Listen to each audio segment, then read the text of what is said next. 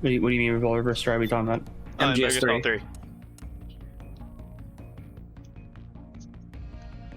Oh my god. I don't know what you mean. With the revolver onslaught at the end. Oh no, that's what you're supposed to do. There's no first try there. You just picked the right one. I believe you. All right. Just count me down. Well, so I didn't realize we were up yet. Okay. Oh yeah, we're up. Sorry. So hey, it's me once again. Make sure my mic is good. It is. This is Metal Gear Solid 4 New Game Plus. Very easy, or liquid easy, whatever. Unlike the first two the Metal Gear Solid 2 and 3, it's not really as there's not a lot of it's kind of boring in comparison to the two. Yeah, right. As many skips. You just trying to hold them forward this whole time. Yeah, you told me that. It just hold it forward, and I'm like, oh, great. That's what I signed up for. Yeah, so Like, I missed the two cool ones, and now here in the third one, like, ah, shit. There is a couple cool things, but a lot of this is just menuing and optimization. So, all right, so I'll count down once I say go. We'll start a timer when I press start. So, 3, 2, 1, go. So we just let it save here, just because this is where we start the game, actually. Reason we're doing New Game Plus as well is because I don't want to deal with micromanaging money. Oh, that's right. Yeah, I remember you in your playtesting and your practice runs. It was like money's an issue, and I'm like, I hate it here. And I'm like, yeah, sell on the spot. But Jordan, So- let me ask you, what's with the mooing in the Middle East? Robot. Why Robots. do they move? They also make cicada sounds. I don't know. They make cicada sounds? Yeah. I didn't know that, actually. I thought they just moved. Isn't it explained that, like, no one would expect it, and that's why they do it? Or is that just, like, a joke that people made up? The cicada thing is supposed to be like a nostalgia summer thing. Like, actually. What about the mooing? The mooing, I don't know. I couldn't tell you. Okay. I figured, because I could have sworn I heard from somewhere that, like, someone says, oh, because no one expects no one expects mooing in the Middle East, in the desert. Which, I mean, you're not wrong. If I heard a moo, I'd be like, what the hell is that? Yeah, but they use them everywhere, so it's not just the Middle East. Okay, there we go. That makes sense. We're gonna see them in South Africa and in Eastern Europe and Alaska. And I believe every act is named after, like, a specific character throughout the run, throughout the game, right? Like the series? Like Liquid Sun? Liquid, Solid, yeah, pretty much. I remember the other ones. I don't remember what the ones are called. When are we gonna get Gas Snake? Classic. I could just hit start. So here's our first bit of optimization. Right here to skip this cutscenes into play. We're just not do that. I forgot how to shoot. There we go. We're gonna shoot. Just to start a caution alert. Otherwise, you just sit and watch a cutscene that wastes like 20 seconds or so. Also, thank you, Adam, for giving us another shout out on your stream. Oh, thank you, Adam. There's run past these guys. Take some hits. Miss that roll. But yeah, what Hyro says is pretty accurate. We're probably going to be ending tonight at around like anywhere between like 8 and 10 probably, because now that we're doing Sonic Mania. Just about. So, we're gonna run through here. Really? I rolled in that guy right next to the other dude and he didn't hear him? Okay. I was gonna say you didn't flinch. You Okay.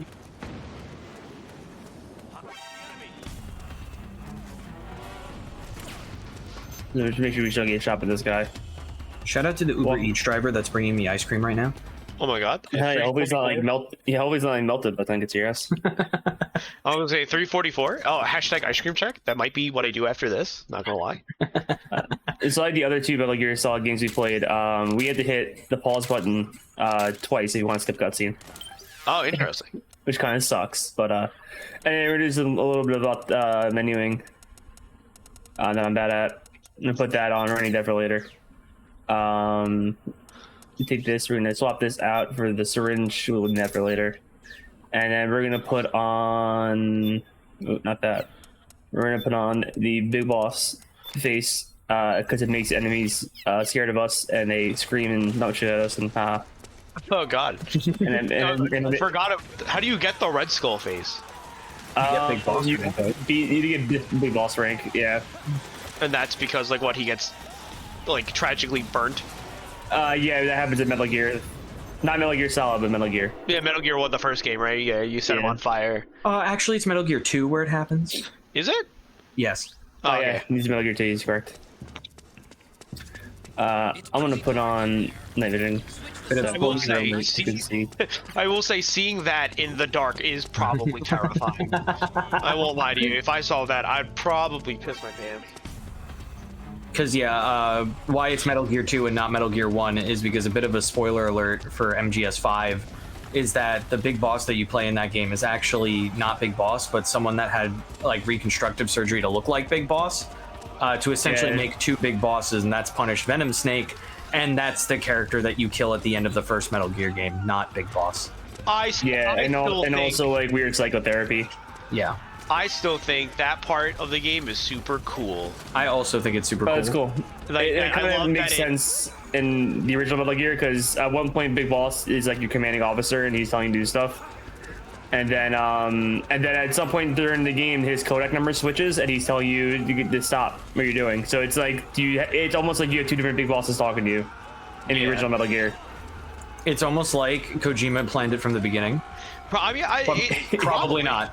No, probably not. That was probably something right on the seat of his pants. You're probably right. I just thought it was cool, especially that ending cutscene, where like even the tape recorder looks like the MSX, I believe, was the one it originally came out on. Yeah. Metal Gear 1. Yeah. I thought that was really cool, and I'm like, wait a minute. I even saw it back down, and I was like, it's when he flips over the side of the thing, it's just Operation Intrusion 313, I think. 313, yeah. Which is literally the name of the mission in the first Metal Gear game. So I got to Nicholas. We met a guy named Drebin. Normally in the playthrough, he would be our guy who sells his weapons and shit, but we're never going to talk to him. Isn't that the one with the monkey? Yeah, it's the one with the monkey. Oh, I forgot about Drebis. Why am I going this way? Yeah, don't ask me why I went this way. Made a wrong turn in Albuquerque. Why did you go that way? I made a wrong turn in Albuquerque. Yeah, I want to go this way. You're fucking Albuquerque, you're unlike Iraq or some shit. Yeah, pretty much. I was gonna say, yeah, I think so. We're all up here. We're gonna ignore these guys. They're gonna die anyway. It really was fucking cool that this game so we're gonna do optimization here. We're gonna do that so we can get up and walk when normally we would get staggered to that cutscene. Nice. This is kind of another. Oh, we're gonna stand up. This is kind of another optimization. We're just gonna like not flick, but like tap our analog stick instead of holding it. It's faster.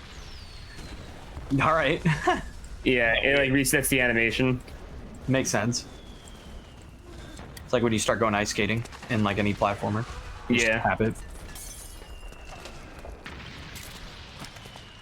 So what do you think about the octo camo mechanic? Oh, I thought it was really cool. Because I hated pausing the game Metal Gear Solid 3 and having to change the camo the fucking time. Me too. I fucking love the octo camo. I also love how you can like how you did with the big boss one, that you could like change your face to be like any character. Yeah. That is really cool. I always did young Snake so that I wouldn't feel as sad while I was playing the game. Oh, that's fair. And I also like you can have what the young Pixel one. Oop. Yeah, the classic PS1 one. It's really funny. It's just pixels. Oh my god, jeez. It's like, he went from having like 6 million polygons on his face to like 3. Exactly.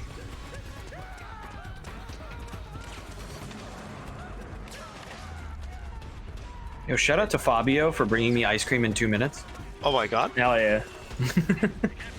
It almost makes me with the face changing. It almost makes me upset that even in in Revengeance, I love giving Raiden the sombrero and poncho, but in certain cutscenes, since they're already pre-rendered, it's just not there. I'm like, oh, Yeah. Yeah. is it like that in this game too? I think it is, right? There's only a couple, but most of the time it'll be rendered with the mask on, with whatever you're wearing. Yeah. Oh, that's cool. Which is also why I liked having young Snake on, so I could see him in cutscene. All right, so we're coming off to our first boss fight, the frogs. There's just there's the fast way to do it is there's a little bit of optimization. It's kind of neat, so we'll show that some of that. We gotta deal with these though on our way up. Them classic landmines. Yeah, classic like smoke grenades, sleep grenades, sleep mines, whatever. I guess it would be. And like I said, like how Metal Gear Solid 4 is like the last Seinfeld episode, we're gonna meet some people from 2 new characters and 2 characters, one from Metal Gear Solid 1, and the other one who started Metal Gear Solid 1 and has been in almost every one of them since. Are we talking about the boy? We're talking about the boy. Yes, my favorite. The thing I love about it is that he's like a background character in every game except this one. Except this one where he's actually like a main character. It's really so funny. good. Well, I just shoot it through that wall, but I guess not. All right, cool. Including the third game where you meet his fucking grandfather.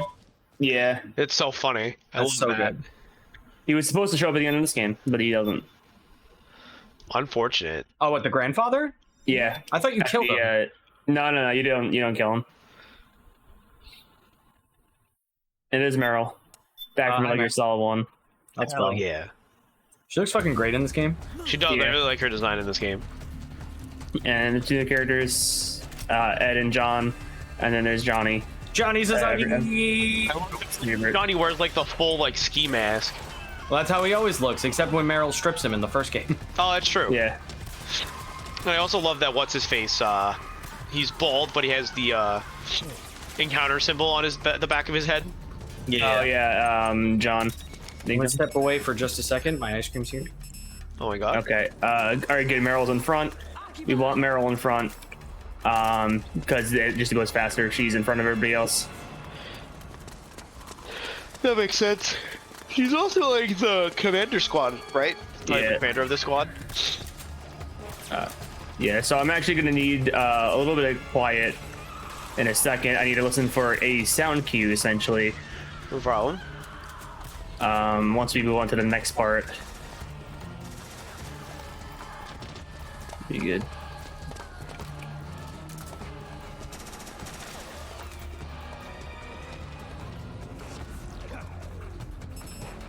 I think that was it.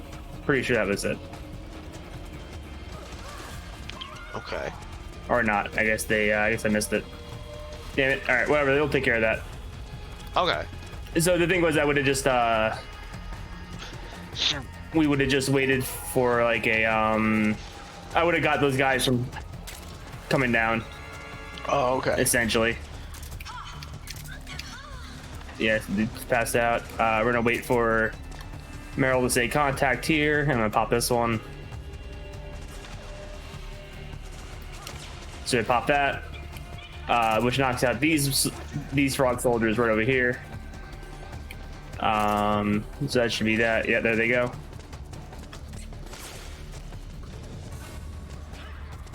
Oh, nice. Yeah, so they got that pretty much. Okay. I think I can move on to the next spot. Yeah, so let them deal with that. I'm gonna come down here. All right, I gotta place down 4 of these guys. So we're gonna place these about here. One right here. One down over here. Ooh. Roughly around here. And then one right on this wall. And if I'm did it good, they should be coming down just right now. Here they come. Just that. Okay. So Johnny, I gotta punch him twice. I gotta start his shooting animation and end his shooting animation. Oh. It's just so we save time. And then pretty much I just come down here and wait for everybody to come down over here. Ooh, good. Perfect. So here comes John, Merrill, Ed, and Johnny. All right, cool. Johnny didn't get like weirdly scared or something. All right, so I'm gonna come in here. I'm gonna wait for this ball to fall. It's gonna knock out Johnny. We're gonna run through. We're gonna scare all these, and then we're just gonna 2, 3, and that should be those 3 that I placed. That should get all those frogs. The 4th one we're not gonna pop. We're gonna keep that for later. I was about to say, poor Johnny, just like getting rocked.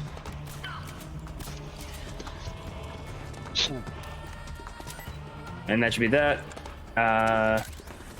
They're gonna wake Johnny up, and then we're gonna move on to the next section.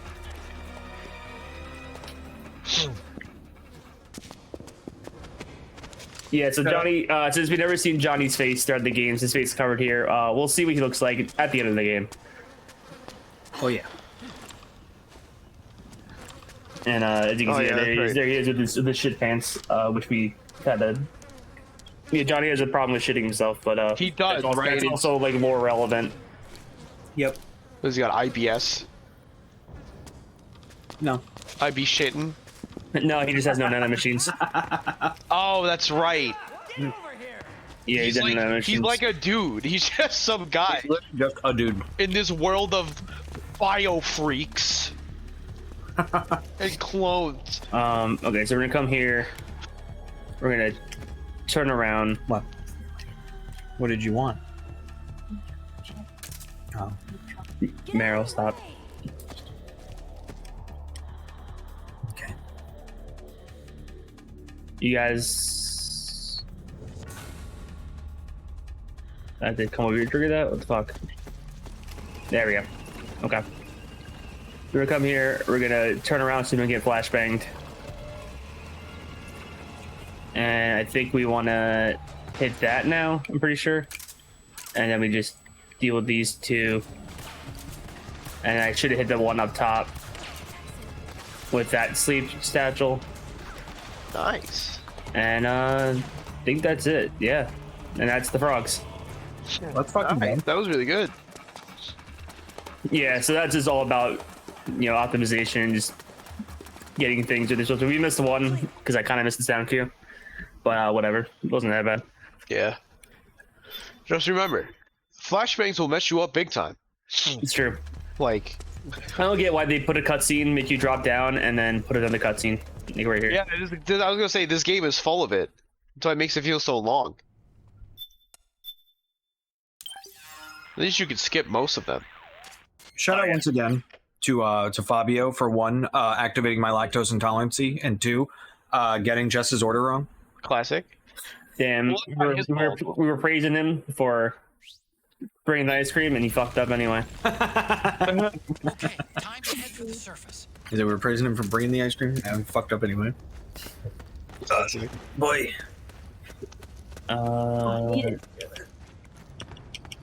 He just picks it up. That's true. The guy didn't fuck up the order. The Duncan did. Oh, of Right, course. you lose this time, Fabio, I guess. You win this time, Fabio. Win this time, friend. You can't skip this cutscene. Yeah, and then the plot for this game, nanomachines are kind of like the MacGuffin Nanomachines. of this game. Like the reason for everything is literally the nanomachines, and it's kind of lame. And we'll get into that with a lot of stuff. Yeah, you guys can see me, whatever, it doesn't matter. Cinnamon chocolate chicken there. Yeah, that's weird. What? There's 3 flavors in here. Shout out to Fabio for getting us for not fucking up the order, but instead getting an extra flavor. Oh my god. Weird. Oh hell yeah! You've done it? Okay. So we're just running past all these guys. We're gonna climb up this ladder. We're pretty much nearing the end of this act. How many acts are in this game? 5? By 4. Oh, guys, because No, you're right. No, you're 5. It's 5, but Act 5 is literally just walk forward and then a boss fight, and then walk forward, and then the last boss fight. Got you. The chocolate. Like, There's just yeah. pellet in there too. Okay.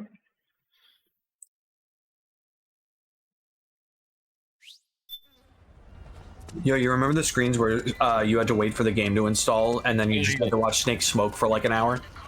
Yeah, thankfully, when they shut down Metal Gear Online, they updated the game so you could just install all the parts at once, which is what we have. So we won't be waiting on those load screens. That reminds me of when Bloodborne first came out, and the load screens were forever, and they just had the name of the game, and I'm like, but why? Where's my item descriptions? And then they added that in an update, and I'm like, thank God. But Yeah, that's fucking. do you know what you're playing? It was. Well, obviously you don't know, but even though the title's on the screen. I got it. I was like, oh, what do you mean? I know what I'm playing. What are you talking about? Yeah, it's the time Metal Gear Solid 4 came out. It was like you had the game was so big that you had to install every part separately. After finishing each part, and then they updated it so you can just do it all at once, like 2 years later. What's mad funny is they joke about the fucking disc thing that every other Metal Gear game had to do, but then they do that shit. So that was Act 1. Awesome. Pretty simple.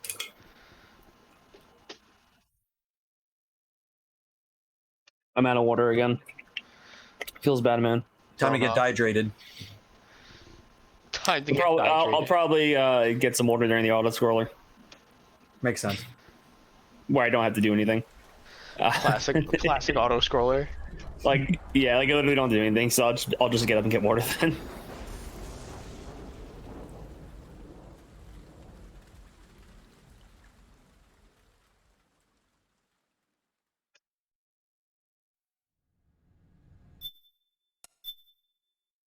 Skip all this.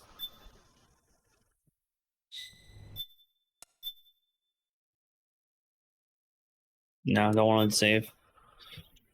Uh-oh. You don't want to save in a walking sim? Absolutely not. That's pretty much the game. So we get like a title card for the mission briefing, and then we get a title card for each act, and it's so much of like that, and then pausing the game It really is. and skipping it. Oh my god! At least the codex you can just flat out just skip. You don't have to fast forward like the other two games. Yeah, that's good. Okay, so we're gonna do some menuing here. Once again, great bargain to Drebin. Oh yeah, it's Sunday, so Drebin shop is on sale. Oh, that's funny. Is that why you did this run on Sunday? No, because we're not going to use it anyway. Oh, okay. That would have been But beautiful. that's just a fun fact. And we're going to put on that, and I think that's all we're going to do for that. And then camouflages once again. We're going to put on the big boss phase system. Do that. I was always slightly disappointed that the Big Boss skin is just a corpse and not actually Big Boss. Yeah. In classic Kojima fashion. But what's funny is that what's going to be revealed later is that's not even Big Boss. It's true. You can't see the face right now, but there's like a little clue in the face. I think we can just go up here. Oh wait, can I just come up here? This one? You can. Oh.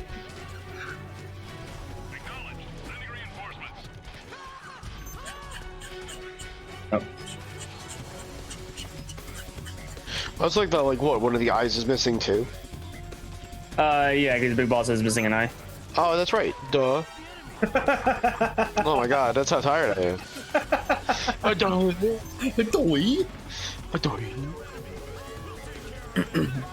Did I just mess up my pathing here? Very hard to see. Let me just put this on. This will make my life easier. Yeah, I did that. Messing with Pathing a little bit.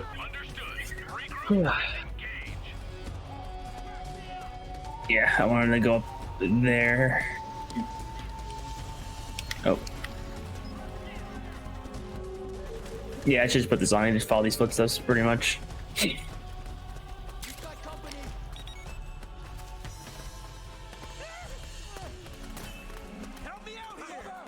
What was that noise? What was that noise? Oh! It's just a fucking Alan scream for when he like gets attacked by those little meeblers. No, I like think it's the one where it's he gets shot in the eye. He gets shot in the eye by Pim. That's what happened to Big Boss. Yeah, pretty much. And Ocelot's like, oh, I'm sorry, Big Boss. I didn't know I could do that. He Did did you get a like, mysterious codec call from somebody? Spoiler, it's Raiden from Metal Gear Solid 2. Oh my god. Oh, no, sorry, that's Colonel and that's Colonel with his new wife, Rose. who is Raiden's fiance. Don't worry about that. but Jack, do you remember? But Jack, do you remember the time? Yes. Yes. Yes, I remember the time. There's even more running. Run past these guys. Ooh, there we go. Scooby Dooby Doo. My favorite part of the game. Running.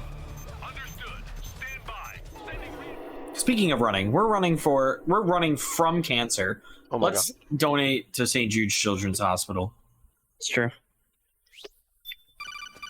Okay, now we get a mysterious codec call, I think. Fuck cancer. It is literally the reason why the machines exist.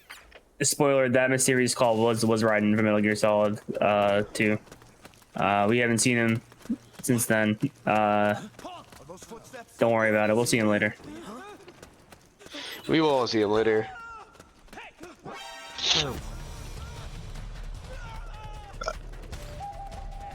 Oh, I'm probably just gonna... Let me put the syringe on, I guess, and then put rations. So just run through all this bullshit. Just running through a war zone, you know?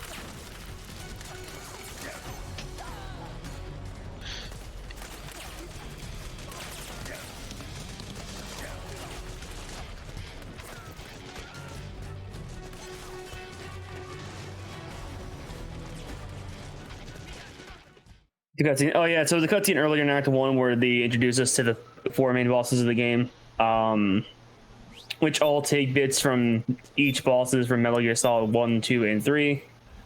I'll just get into that. So you have they're all they're all named through emotions and animals. So like Laughing Beauty, Raging Raven, Laughing Octopus, Raging Raven, Crying Wolf, and Screaming Mantis, which being the emotions from Metal Gear Solid 3 and the names of the bosses from Metal Gear Solid 1. And each of the weapons are weapons that were used from the bosses of Metal Gear Solid 2. Yeah, it was a really cool thing that they did. I really enjoyed that. That was very clever.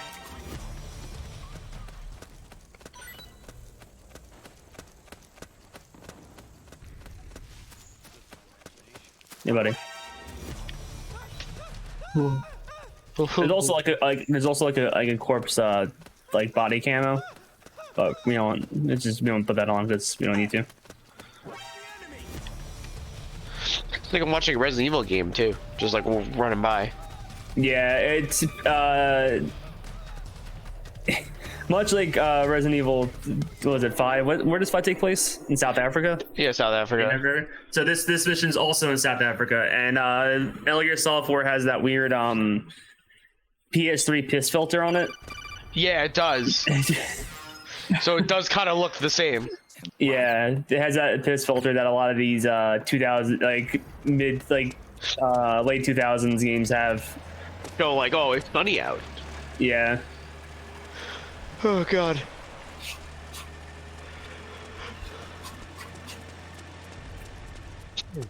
I can just go up here. Right? Oh yeah, we can just go up around this way. I don't need to go on the road.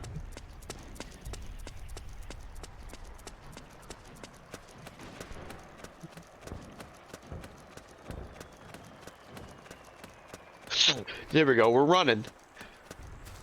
You be running.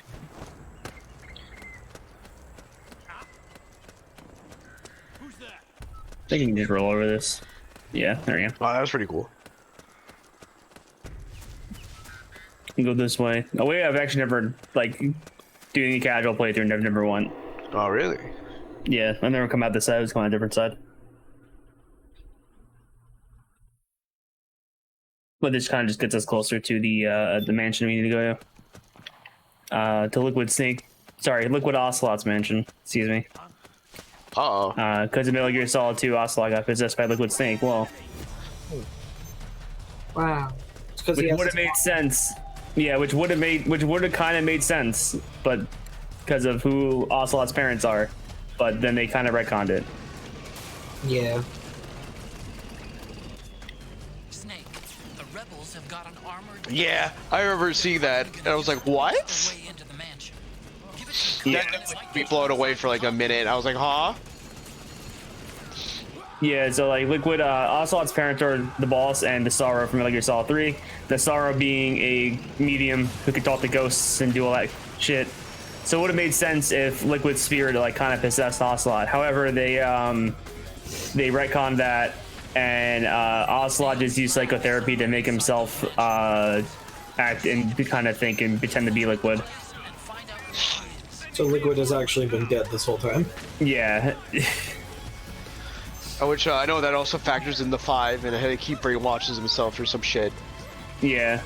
Something like that.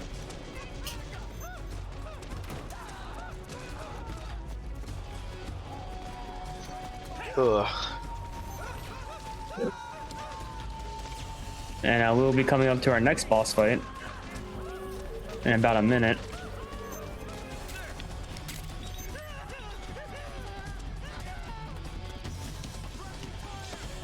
We drop down here. Oh, God. Go this way. So we meet another character from Metal Gear Solid 1, Naomi Hunter, who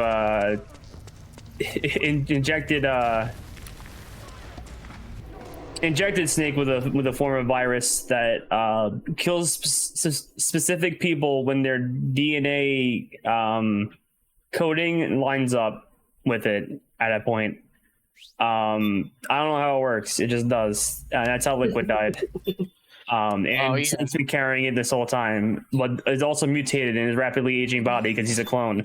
So he's got a different kind of virus where now it's less discriminant in who he kills. And also the Solid Snake is got like a rapid aging because he's a clone, and in about like 6 months he's gonna be like a biohazard to like the world because of it, because the virus isn't gonna they mutate that far where it's just gonna be a big problem. That's a lot for one person to handle. Yeah, it sucks. Yeah, Snake's very depressed in this game. You're surrounded. It's a very sad You'll game. have to break through to go Yeah, after so the we're gonna do Take out those this. enemy soldiers and clear a path. Damn, I was too slow because I'm dumb. Alright, so we just have to kill these, or trank them, I guess. We'll just get them. We're going to want to shoot them through there, and then we're going to wait for these guys to come through. Just 2 more.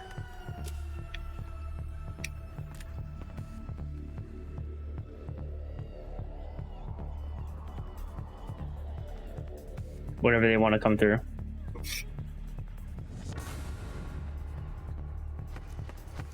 Hello. Hello? You guys want to spawn? There they are. They spawned over here though, which is kind of weird. Classic Dogwater. Alright. That's never happened before. And then we come out here, I'm pretty sure. Like, normally we're supposed to spawn in here, and then we're supposed to like roll through this window, and then yeah, there we go. Oh, wow. That triggers the boss fight. This is Laughing Octopus. So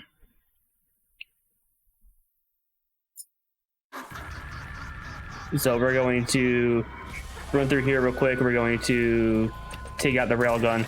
We're going to start charging it. So we're going to come through here. Okay, she went that way for some reason. Thanks. Oh, what the fuck? Oh no. Why are you running? Come back here. Why are you running? Oh God my damn god.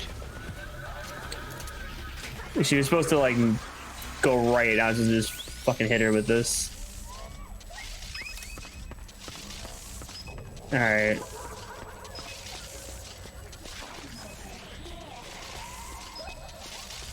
We playing the hiding game already? Oh jeez.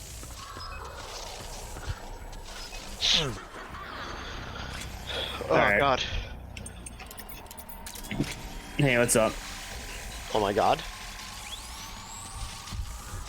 Now can you hit her in that state or? Yeah. Okay. Probably better if we just use this one. So now we're just essentially play a hide and seek with her now.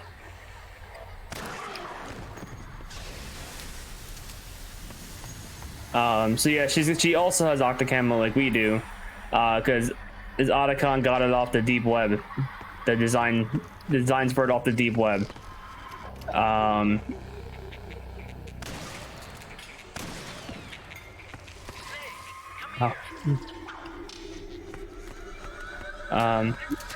Yeah, so yeah, I was in the right room. Alright, shut the fuck up. Well, there he is, the Mark II. Except it was laughing octopus as well. Oh no. Okay.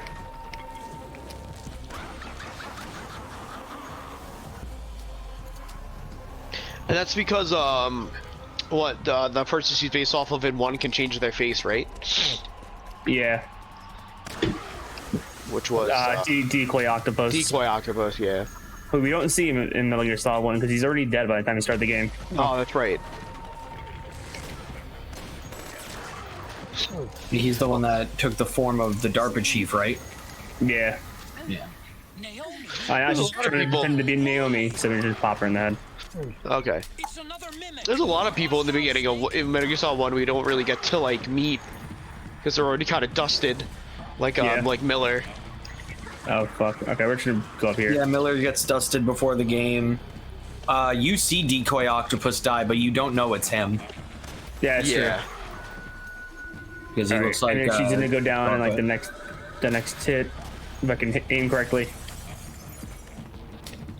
Also gets revealed in this game that the DARPA chief is a very important character.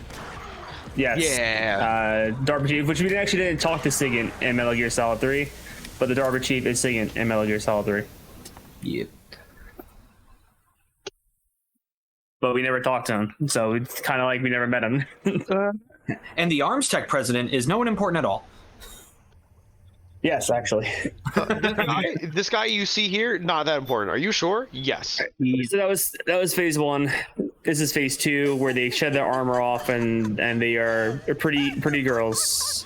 They're pretty Vivin. Yeah, so we're just gonna shoot her because we don't respect them. Is it like if you put on the iPod and pull the camera out, they just start dancing? We had to play like a Japanese like song. Yeah. And yeah, it's like a whole thing. Each one of them are modeled after actual real life models, like their face cap them and all that. I think they might have also played their parts, but I don't know that for sure. And then Drebman calls and gives us her whole sad backstory, how PMCs came in and like killed their whole village and they made her kill people and made her laugh while doing it. Haha. The laughing octopus. Yeah, there you go. Yeah. And like the name of her village was like something with octopuses or something. Wow. Snake. Or they were known for like octopuses or something, like eating octopus or whatever, something like that. You might run into a few holdups along the way.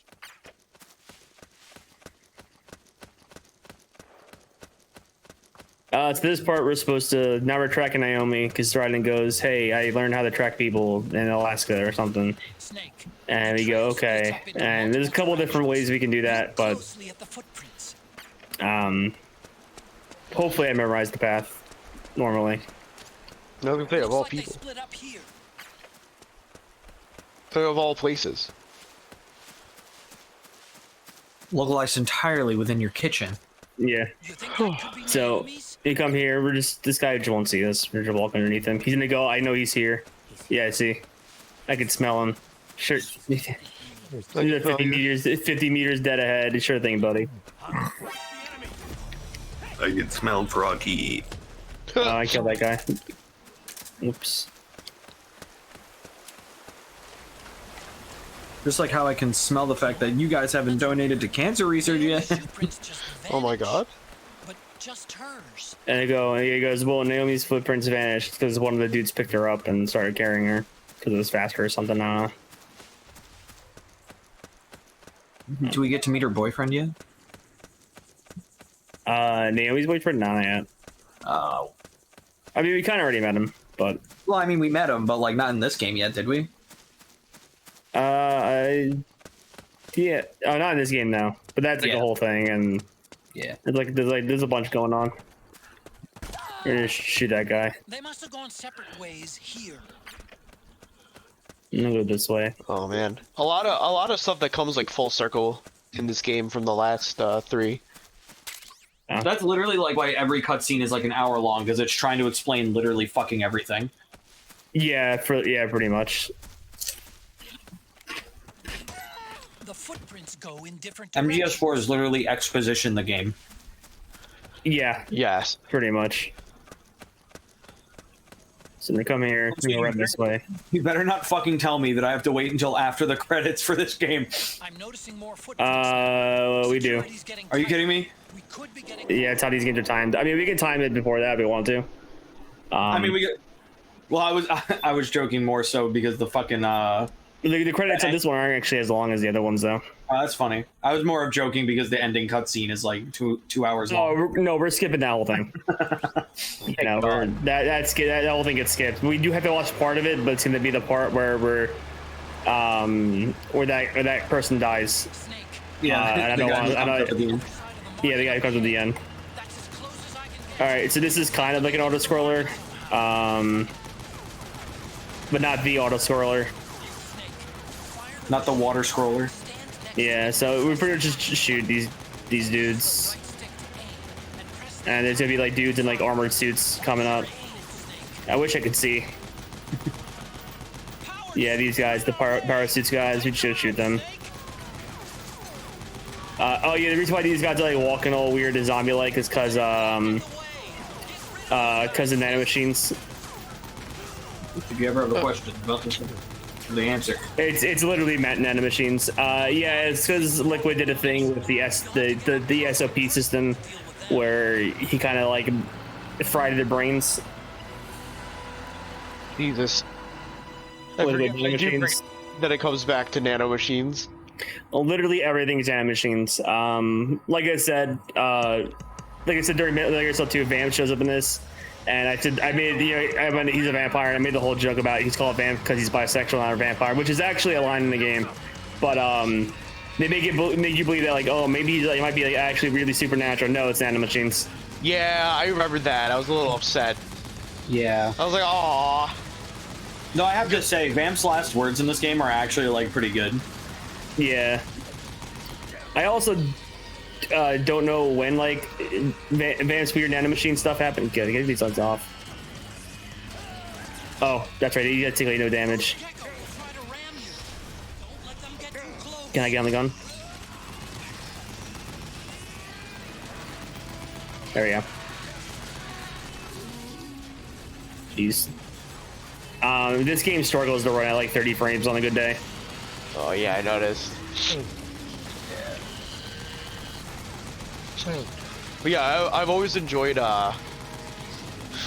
like actual supernatural things in like a game that's or a setting that's like pretty realistic in terms of like I guess real life stuff. Like Yeah. the nanomachines are really cool, but like the idea of Vamp being like an actual vampire I thought was really funny. I'm like, wait a minute, hold on, that's weird. And it's like, that's what's weird, Phil. Yeah, and given like the whole story is like So as like a kid, he's like at church with his family, and they got bombed, and for like what was it, like 3 days or something, he survived on drinking their blood while he was like covered in like rubble. Yeah, exactly. And it kind of gets this weird like supernatural, like that's how he became like a vampire type deal. But at some point he got nanomachines, and they just super heal him. Yeah, I was like, oh, great. Ah, nice.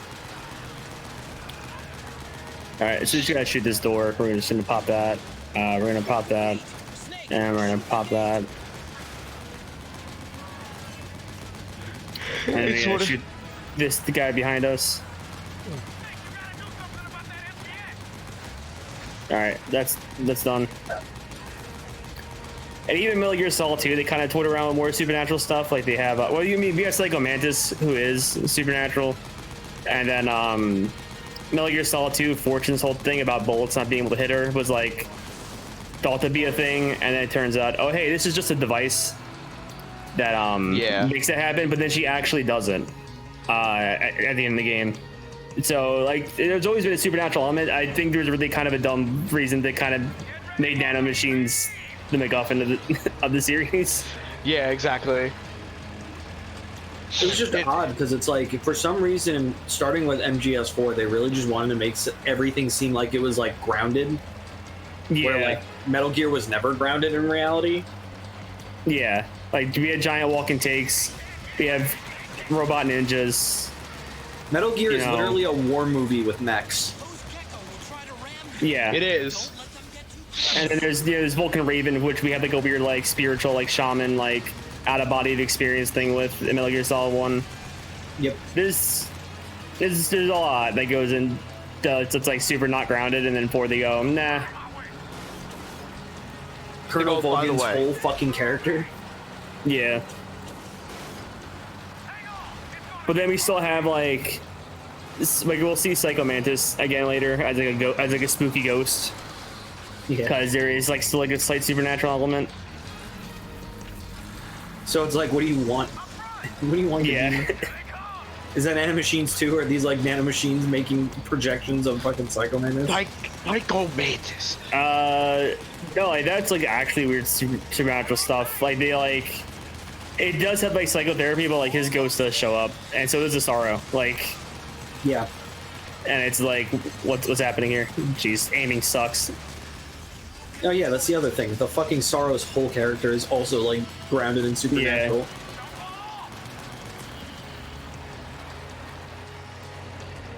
So that's the end of that section, and we're pretty much at the end of Act 2. We just had to run through. We just run through like a little town real quick, and then we're done. I can't wait to go through Solidus, son. Yeah. Yeah.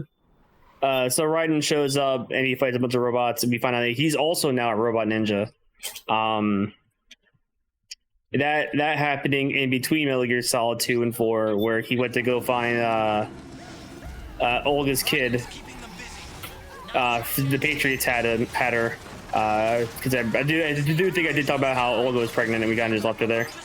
The Patriots took her. Oh yeah, the Patriots is kind of like the Illuminati of the series. Just that's the simplest explanation I can give. Literally. Thank God.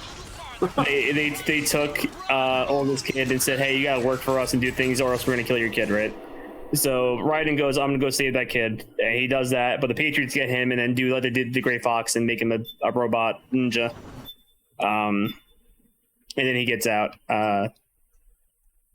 That was supposed to, and then that whole chick was supposed to be the plot of Metal Gear Solid Rising.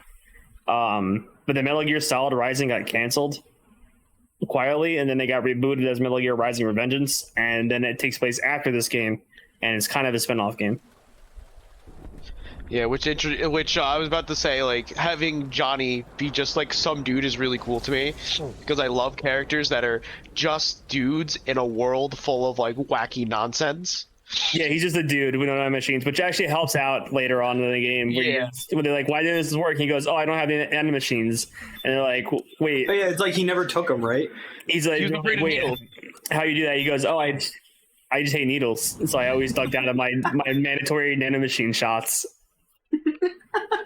which is And great. it's like, thanks, Johnny. You're actually a hero. Dude, he's a hero by being a fucking loser. It's great. Yeah, exactly. It's awesome. Which one's this? Oh, yeah, actually, third son. We threw you through a loop. Got him. Huh, I get it, because Solidus was the third son. And then, so this comes, so here comes like our first like AI manipulation, which has a 50-50 chance of actually, Oh, you were telling me about this. like actually working. So, we're gonna find out if this guy makes this faster or slower for us. We will lose our game in about 20 seconds. Both times we have to do this. Hopefully we gain 20 seconds each time. But we walk up here. So we have to follow this dude throughout this whole thing, which is which sucks. Act 3 sucks. I'm just gonna Act 3 sucks. This is the most boring part of the this is the worst act of the whole game.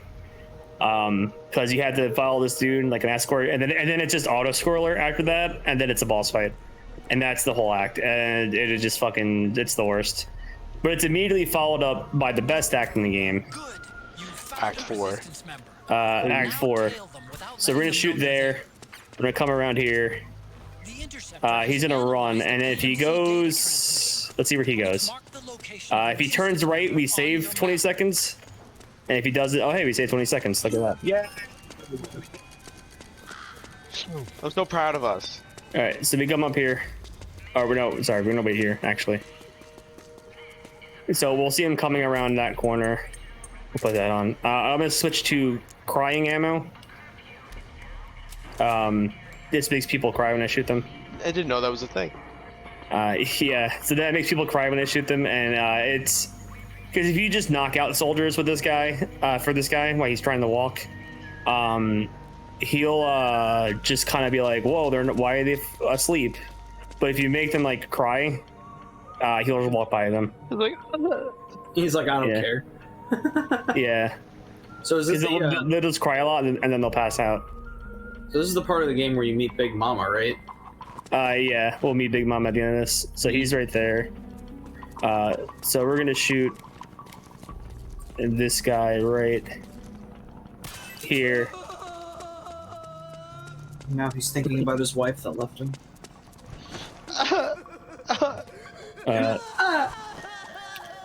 I'm trying to roll, but I'm not having a good time. Alright, so that guy might see us. So we'll make him cry. Making that guy cry like Nikocado Avocado. Yeah, pretty much. Not that guy. Yeah, so like normally if you like shoot them with just normal trank ammo, this guy will get like he'll stop for like a couple seconds to have an exclamation mark and be like, oh, that's weird, why are they knocked out? But if they're just crying, he just goes, damn, and just keeps going. Damn, I guess we're such. Like, whatever, over it.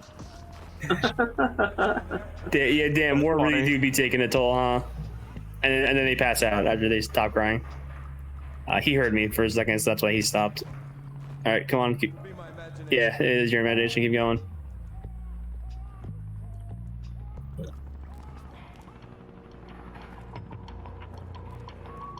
So we gotta do this for like 3 zones. Great. Yeah, it sucks. Like I said, Act 3 just actually absolutely sucks.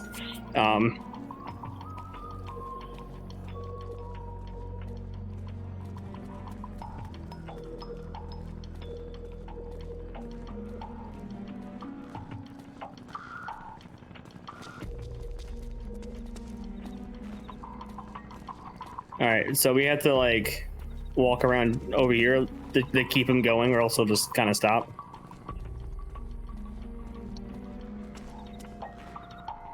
Yeah, okay, cool. So we're gonna come here. We're gonna like just shoot these 2 guys.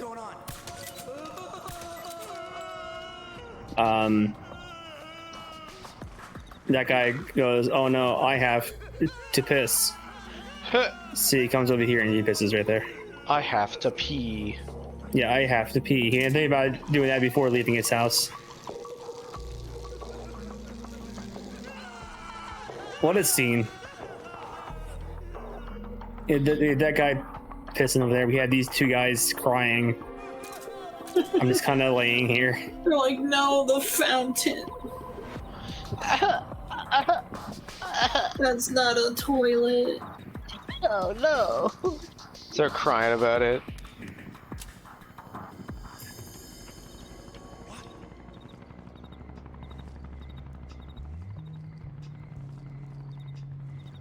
Oh, I guess I trained them too soon, so that's what happens normally when they're just asleep. But if I would have hit them, I guess, while he was over there, he would just not care.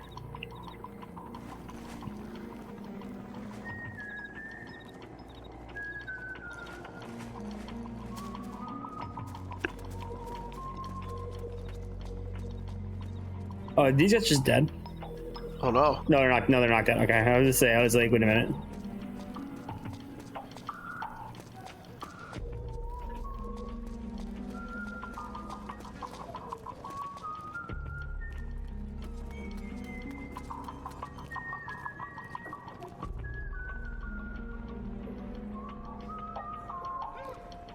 All right, so one of those guys who made cry is now woken up from his cry nap, Boo.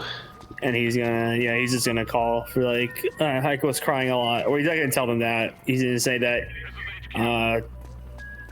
that they're being attacked. He's too embarrassed to say that he was crying. I'm not crying.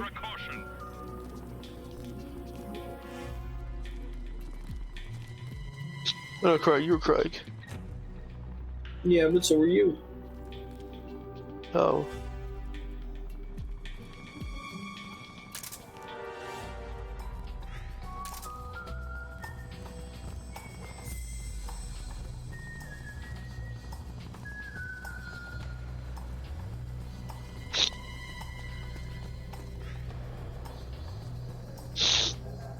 God, this segment's so long.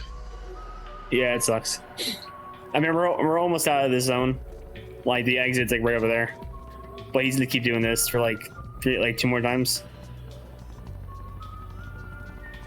while we wait for him to find the exit zone, the exit load.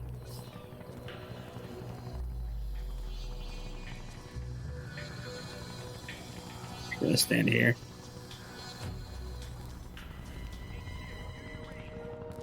This is HQ. All clear. Understood. The state of alert has been lifted. Resume positions.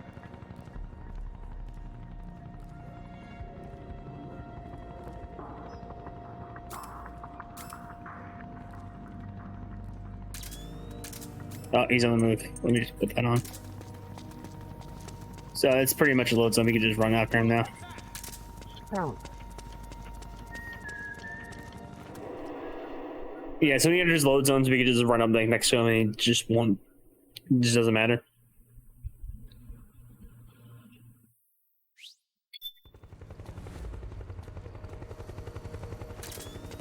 He should be over here now.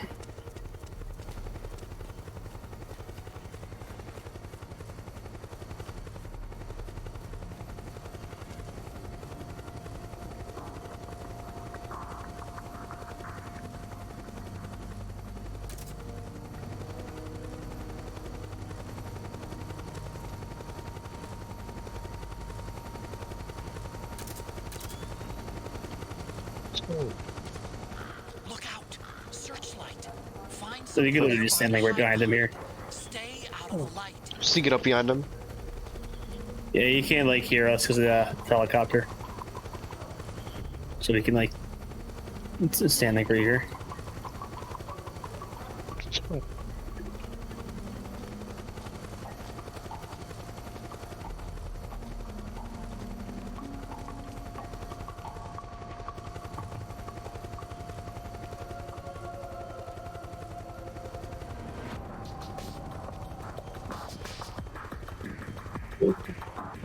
Oh, there you go.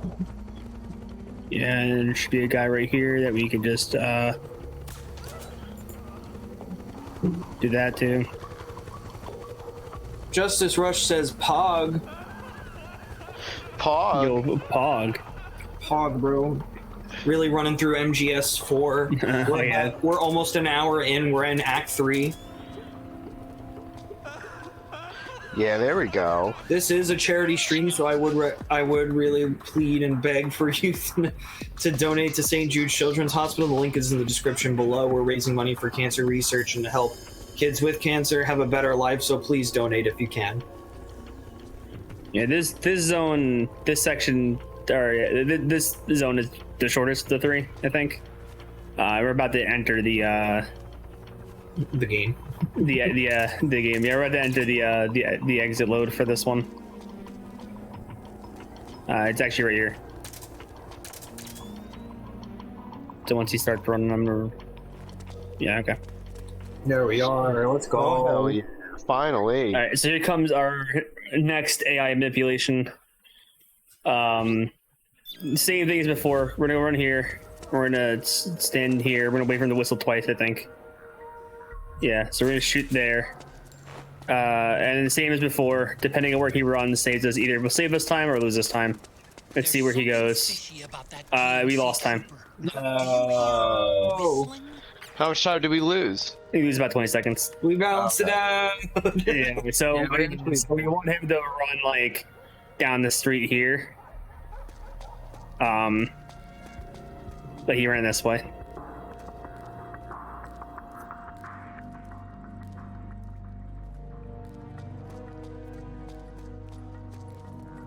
Yeah, so. At least it wasn't a loss. Yeah, we just even out.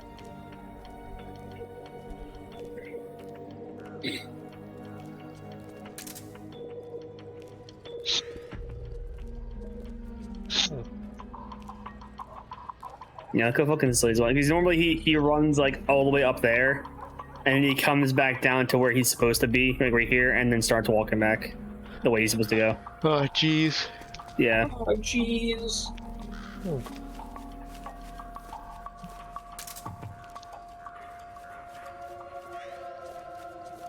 All right, start walking, buddy. Come on. Yeah. But you shouldn't. So right now he's disguised as one of the enemy soldiers, so you shouldn't be like stopping as much because he's like, oh, I'm disguised. No one will notice, even though he's not holding a gun. But, don't worry about that. Especially because so we come here and then whoa, there's like 3 of them. I like that, like, And even in his peripherals, like, he just doesn't see you. Yeah. Yeah. So I guess this part it was supposed to be like a I guess he's supposed to get to that corner faster than you, and you come here, you're like, well, which one's supposed to be him? But it's very easy to tell who's who. Especially since this guy doesn't have a fucking gun. Yeah, he kind of just stands out.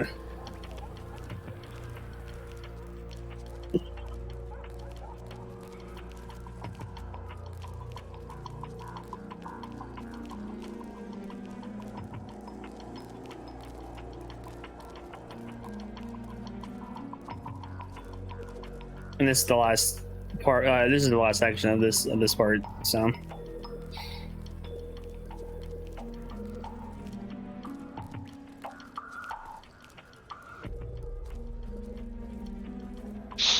That's good. Yeah, this act. Yeah, I can tell this act's a killer. Yeah, it sucks. Yeah. It's a slog. And you can't like speed it up by like running to the end or anything. It's literally the worst kind of auto scroller. Yeah. I wish there were some donations to read.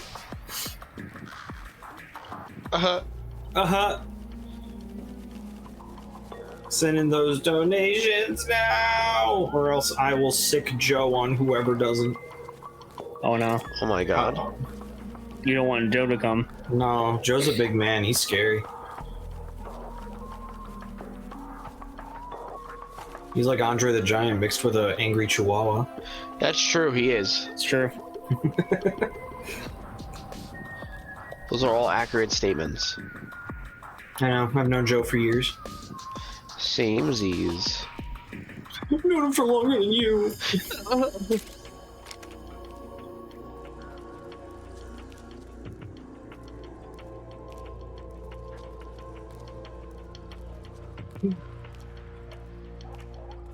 We're almost at the end. This guy's got molasses in his shoe. And then at least the auto scroller's on motorcycles, so like we don't have to. It won't be that slow. Joe says I'm offended. By what? Damn. Probably that I said that he was Andre the Giant mixed with an angry chihuahua. I mean, like, I guess so. I mean, Joe is just a hamster. I mean, Yeah. Yeah, see? He's an angry hamster, but like, He's an angry hamster. That but he's grew too Andre the much. Giant. He's Hamtaro the Giant. Oh my god. Also, Hyro's like good that you're offended. Classic. all right. Classic So Andre. the end is right over there, essentially. Please. Please. Just gotta wait for this fucking bozo to go over there, though.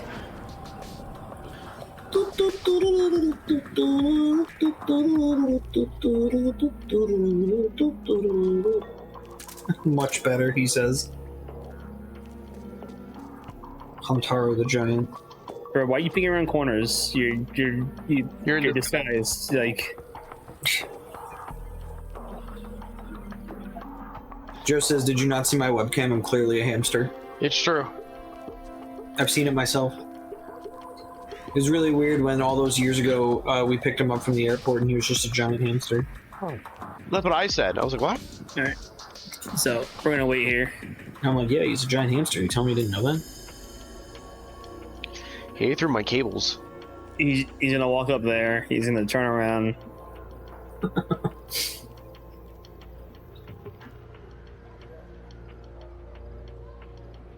Then we get a little cutscene where he runs, and he gets changed real quick. And whoa, it's the guy the whole time. Who would have thought? Holy Whoa, fuck. crazy. Holy shit. What the fuck? Yeah. So we're just gonna go here. Yeah, we're just stand here because he just needs to get to there, and it just triggers the cutscene. And that's that part. Whoa, so riveting gameplay. It really was riveting gameplay. Yeah. So we come here. We meet Big Mama. Big Mama. Big Mama, who spoilers is Eva from Metal Gear Solid 3. Oh my who is god. also Solid Snake's mother. Yep. Also, Snake's name is David. Fun fact. We knew that since Metal Gear Solid 1. It's true. It's just a big 2001: A Space Odyssey reference. Yes. It is. Yeah. There's Eva. There she is, Looking pretty good in her age. Yeah, anyway. her age. looking pretty gilfy. You know what I'm saying? Yeah. Oh my god. It's true. Troy saw the whole thing. I saw the whole woman. And as soon as this loading screen stops, I'm pretty sure we're on the auto scroller, which means I'm gonna get up and go get some more water. Hell yeah. All right. I'll be right back. Justice says that's a fat hydro flask. It is a fat hydro flask. Yo, can we? Yo, let's shock the fuck out of Jordan for once. Let's get those donos in while he's gone, so that he just misses the whole thing. I'll even read them while he's off stream, so that like he'll come back and be like, "Whoa, the number's different," and then I'll be like, "Yeah, you missed it, bro." You missed it. Wow, this really is an auto scroller where you don't fucking do anything. And it looks like you should be doing so much, but you literally have to do nothing. Yeah, it's crazy. I also love that it's playing in the background of his TV. Yeah, it's pretty good. I enjoy it. He did that for his other two runs too, and I'm like, all right, I guess that's the aesthetic Jordan going for. I like that. I also love that the last two runs he did, he set up the game cases in the background. Yeah, yeah. I was a big fan of that. He's putting way more effort into like the presentation of his webcam than any of the rest of us. Good on him. Yeah, good on him. Good Well, that for guy's Super dead. Trash. He may be trash, but he's good trash. But he's ours. He's our trash. Unfortunately. He's the type of trash that like that you like spray Febreze on to make it smell good. Yes.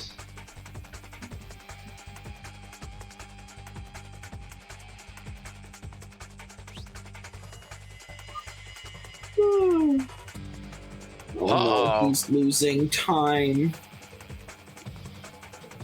Stop wasting time! Stop wasting time! Yeah, he's still. Why? No, it's where SpongeBob wakes up. He goes, ah! That's fine. He still has like a whole fucking hour until like he's overestimate. Oh, I know. Oh, I know. How you guys liking the stream so far? After like over 48 hours.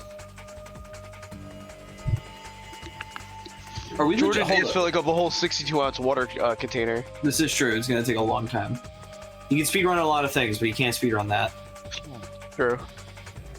Yo, we are so far into this fucking shit. We forgot about that part. It took a little too long, I guess. It wasn't up for that long. You missed it. I was like, damn, he wasn't kidding. Yeah, we were literally like, wow, you're not kidding. You really have to do nothing. Oh yeah, we're just doing nothing. And I don't know if you heard, but Justice was commenting on your fat hydro flask. Oh yeah, it's they got off of Amazon's iron flask. They call it 64 ounces of water. I drink like 1.5 of those a day, pretty much. Yo, can you convert that to the metric system? No. Not at all. I tried. I can't do it. I tried. I can't. Joe knows. Can I actually do something here? I might actually do something here. No, never mind. You just I really started want shooting to. and she won, yeah. She's like, yeah, all right. She's like, shoot them. Yeah, Alright. I'll just shoot people here because it's like a really cool slow motion section. Actually, it's pretty cool. Yo, even in her old age, Eva's got it. Yeah. So, fun fact: this is a Triumph motorcycle. They actually had a collaboration where Triumph made this exact motorcycle. Did they in make real the life. exact Eva to ride it?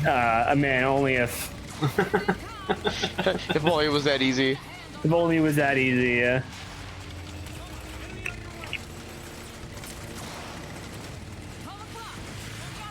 Oh yeah. So another thing is that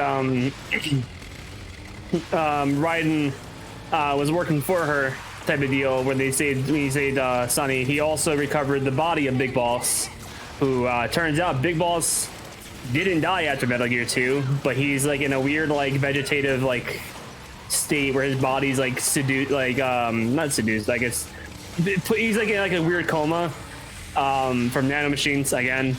But he's like kind of like a gooey red corpse because he was burned to death by a Lysol can in the lighter. Yeah. So he's like in there. He's like a beef jerky stick. Yeah, he's like a beef jerky stick, and Liquid wants his body because of genes, I guess. You know, as Liquid does.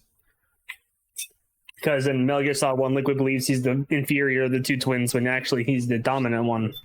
Or he's the better of the two, even though he has all the recessive genes. And Solid Snake has all the dominant genes. It's actually the other way around. Is it because they say that they say that it's the also it's a translation error. Was it? Maybe because they say that Snake has all the dominant genes. Because Liquid, yeah, it's this whole thing that you have all the dominant genes. I have the recessive genes, but Yeah, but he's the inferior one though. From what I heard though, is that Liquid, that's not the translation error. That's just Liquid believing a lie. Oh, there you go. Liquid actually has all the dominant genes, and Snake has all the recessive genes, even though Snake looks exactly fucking like Big Boss. Yeah. That's funny. Yeah, that's what I heard. Yes. So Snake looks like Big Boss, and so does the funny thing is during Metal Gear Solid 1, Solid Snake from Metal Gear Solid 2 is the president of the United States in Metal Gear Solid 1, but he's like a perfect clone where they didn't do any weird gene therapy with him. He's just a perfect clone of Big Boss. So when he was younger, he also looks like Big Boss, which means they had to deep fake him, and like television and stuff because people at the time would know that Big Boss was like a terrorist like warlord. And it would have been really weird for them to be like, why does that president kind of look like that guy? Yeah. And what's really funny too is that he is like Solidus is a perfect clone until his eye gets cut because It's on it's the the opposite left side. eye and not the Yeah. right eye. So he's not a perfect clone anymore. He's technically not perfect anymore, which is really which is also funny. He talks about it. He had mentioned it. He's like, hey, and not even look more like Big. Or Ocelot says you're the spitting image of Big Boss because he's not got an eye patch, but it's the opposite side. Yeah, it's the wrong side. Which kind of comes into play later. In this game, you get the solid eye. Ooh. Yeah, they gave Snake an eye patch in this game too, but it's like your all-in-one, like binoculars, night vision, radar. But it's not because Snake lost an eye. It's literally just like eye cover. cool. Yeah, it's just It's just like a gameplay like mechanic where it's like, hey, like all these 3 items are now 1 item. Here you go. 64 ounces is 1,892.7 milliliters, or almost 2 liters. Damn. Thank you, Rob and Hyro, for doing the math. Thank you. Because I sure as hell wasn't gonna fucking do it. Listen, man, if my phone was near me, I would have fucking okay Googled that shit like so hard. Yeah, I'm still a little like groggy from earlier, Yeah, but I should be good for this. I have to like drink Mountain Dew or something like in a little bit. Yeah, so I can you have even enough energy to get shot, but Oh. it doesn't really like, that doesn't matter. Don't worry about that. Like that's literally the least of our problems. In a second, it's gonna get a little bit worse. So Yo, can we just talk about how? Imagine being older than your mom. yeah, right. Snake is older than his mom right now. Okay. I was gonna say, not by rapid- conventional means. No, by rapid aging. Yeah, Snake should be like 30. Yeah, Like actually, like at this point in the timeline. but he has like the body of like a 70-year-old in this game because of rapid Yeah. aging. Because they didn't want the clones of Big Boss to last too long. So there's our next boss, Raging Raven. We're gonna fight her in a second. But that's the second beauty, correct? Yeah. So the same thing that happened to Eva in Metal Gear Solid 3 of her getting impaled by a tree happens here, but it's like a rusty metal like gate thing that broke, and she gets impaled in pretty much the same spot. So that's that. Now we're coming up here to fight a boss. There is an optimization here, so we're gonna do that real quick. We are going to go over here. We're going to crouch. We're going to swap to our railgun. We're going to start charging. We're going to aim for this window. Oh, I messed that up. We're going to hit Raven. I kind of missed. That's real rough. Okay. So we're just going to shoot her with this. Oh wow. Yeah, I wonder if I can just die and reset. I'm going to be easier. Can I do that? Yeah. I shot my gun by accident. Oh no, I shot my explode. Yeah.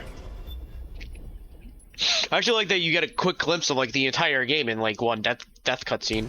Yeah. Yeah. Okay, so we're gonna redo that. We're gonna come here, we're gonna crouch, we're gonna pull out the railgun, we're gonna start charging it, we're gonna aim at this window. We're gonna level 3 charge and wait for her to come by, and we're gonna do that. We didn't get the headshot, but whatever, that half health her anyway. Oh So my we'll God. take that. And then we're just gonna do this essentially. We're just gonna keep firing this at her. She's like, I'm gonna scream. Yeah. Roar. And that's Raging Raven.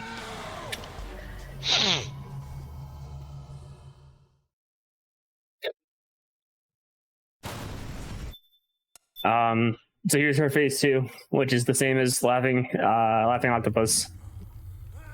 So we're just gonna take our 50 cal again, and we're just gonna shoot her. Oh my god, That's it's not that bad. easy. It's just that easy. Usually they dodge the first one, so she did that one like a champ. You fucking ate She it. knew, she knew it was coming. She saw that first shot that you gave her that halved her health. She's like, "There's no way." She was like, Yeah. So Drebin gives us her backstory there. Something about ravens eating people while they were in a jail cell or something, and then she got really mad about it or something. What's up? Eva's kind of alright. Also, Drebin goes, "Hey, her grenade launcher, you can have it," and he gives us her grenade launcher. Same thing happened in Laughing Octopus. We got the face camo, which is what we don't start the game with that normally. We'll get there. So Eva's not looking too good. We meet Liquid Ocelot here, and we fight each other. And he kind of fucked us up because he's more where Solid Snake stopped using CQC after the events of Metal Gear. Liquid never did, or Ocelot never did. So he just kind of kicks our ass. True. And then he takes the big boss's body. He throws it into a fire on the boat there.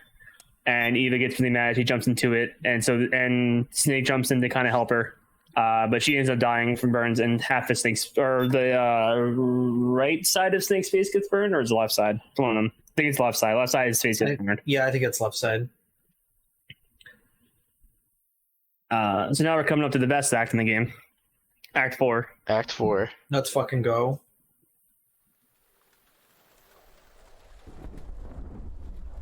Hope you like Metal Gear Solid 1. The only Metal Gear game we didn't run in this marathon.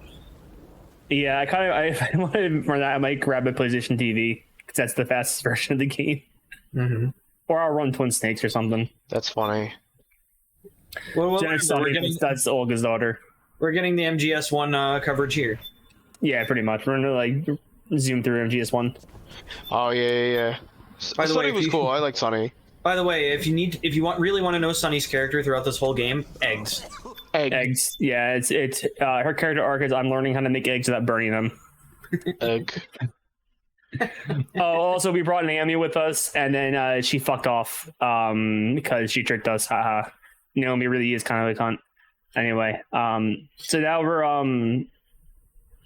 now I'm gonna play actually Metal Gear Solid 1. I'm done playing Metal Gear Solid 4.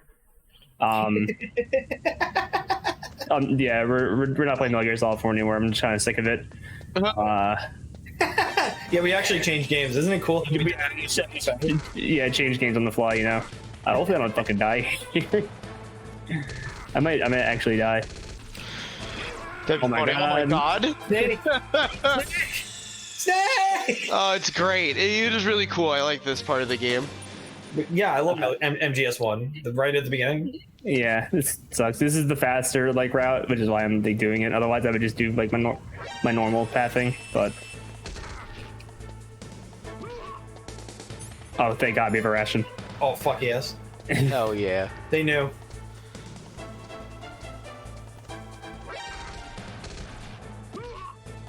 I'm gonna crawl through here. And now we're entering Shadow Moses. We're entering the hangar Shadow Moses. And as you can see, this is PlayStation 1. This came out in '98. You know, so we're doing that. Joe says shoutouts to Jordan if he can show off ghosts. I don't think I have a camera on. I probably do have a camera. I don't remember any of the ghosts are. Actually, I remember like one ghost is. I'll try to do that. Now I'm back at Metal Gear Solid 4. I actually didn't want to do Metal Gear Solid 1 anymore. I thought about it long and hard, and I just don't want to do it. You know what? You know what? I really should just finish MGS4.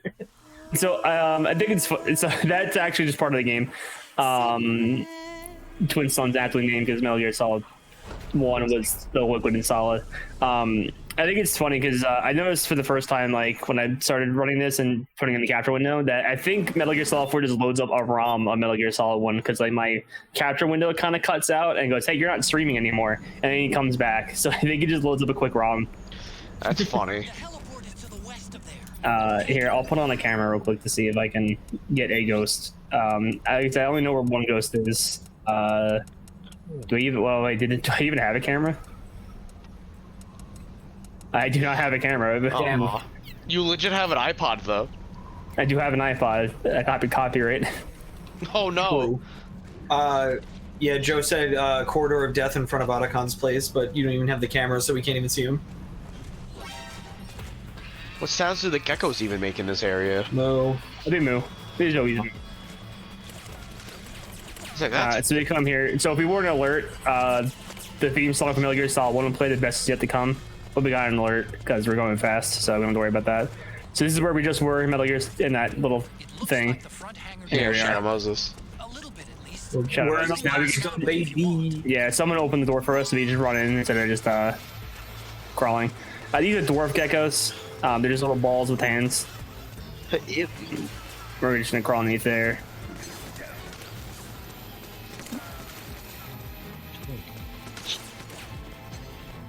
This is where we would normally fight Vulcan Raven in the tank, but He's dead. he's dead. And the tank's is not here anymore. Someone moved it after the events of Metal Gear Solid 1, I guess. Yeah, like how many years later? Yeah, this is like... So, Metal Gear Solid 1 in timeline happened in 2005, we're now in 2012, so it's 7 years later? Yeah. I would hope the state of Alaska would clean up their nuclear weapons base. Yeah, no, we just, they just don't want to talk about it. That's fair. No one They talks about it. might have also left some nukes here. You know, just a couple. Just a couple. Surrender. This is a mandatory call. You to answer. They're gonna run over here. Turns out, you know, no one's here for 7 years. Turns out there's no power to the base. Who would have thought? What if you were to just look up and you would just see like Smash characters fighting? Oh, Luigi. Luigi. I've checked the APU on this floor and engaged the generator. We're gonna run this way. So we're going back down to the Otacon's office, like in Metal Gear Solid 1. Do this. I wonder if this double hit trick works in this game like it does for the other ones. So we're gonna go to basement 2. You don't need to do basement 1.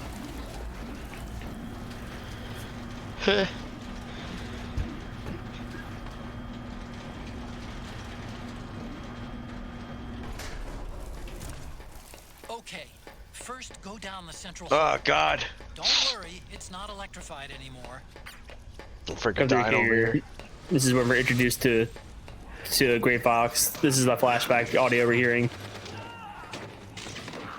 Mr. Coming here. Oh yeah. Yeah, the coolest character in the game. So we skip this because I don't memorize the code and neither does Snake. So we're gonna skip that. Yeah. Doesn't matter. What do we need codes for? Yeah. Otacon just testing our memory. He thinks we're old, so he's like, he just does that, and then he goes, "Oh, I have it anyway. Don't worry about it." And it's like, "Thanks for making us feel old, jackass." Yeah, thanks. That's good. Yeah, thanks. So we're gonna paw the NA-282. This guy drops down, and we're just gonna shoot him 3 times, and that's that. Oh my God.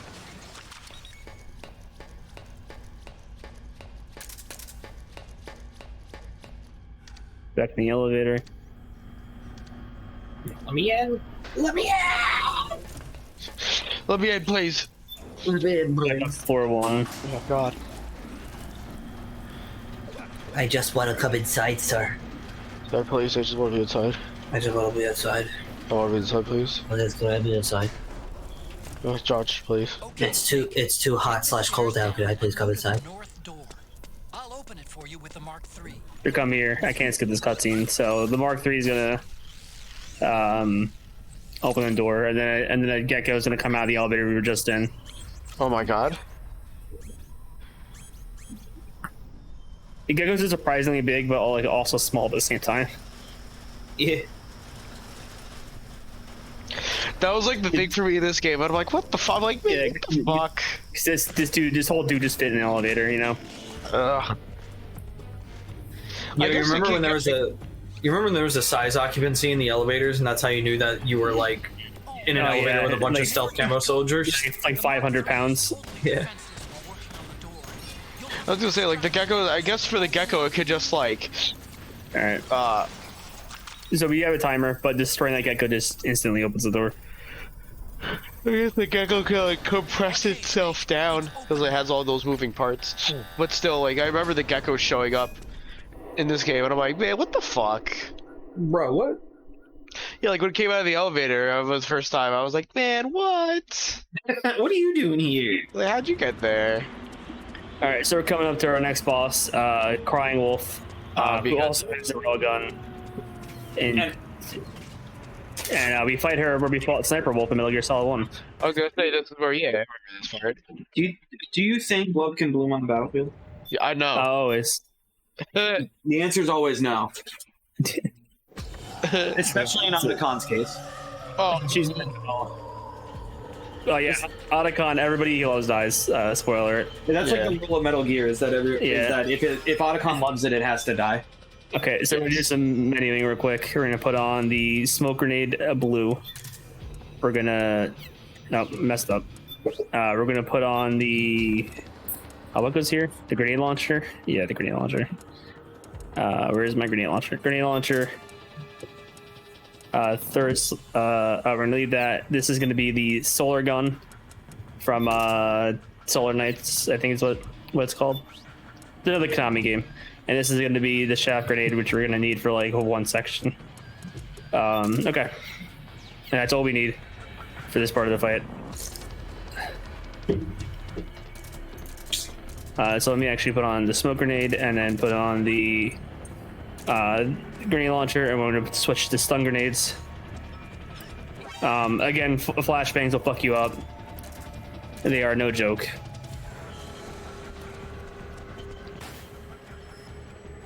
And you'll see why in a second. So we're gonna run over here. Crying Wolf is right there.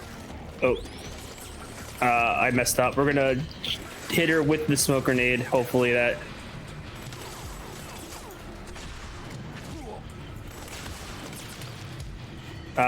Can we hit you with the smoke grenade? Please? Bruh. She moving. Just like Jordan trying There to we go. hit. Okay, so we got her with the smoke grenade. And then we're just gonna hit her with flashbangs. And that's the fight.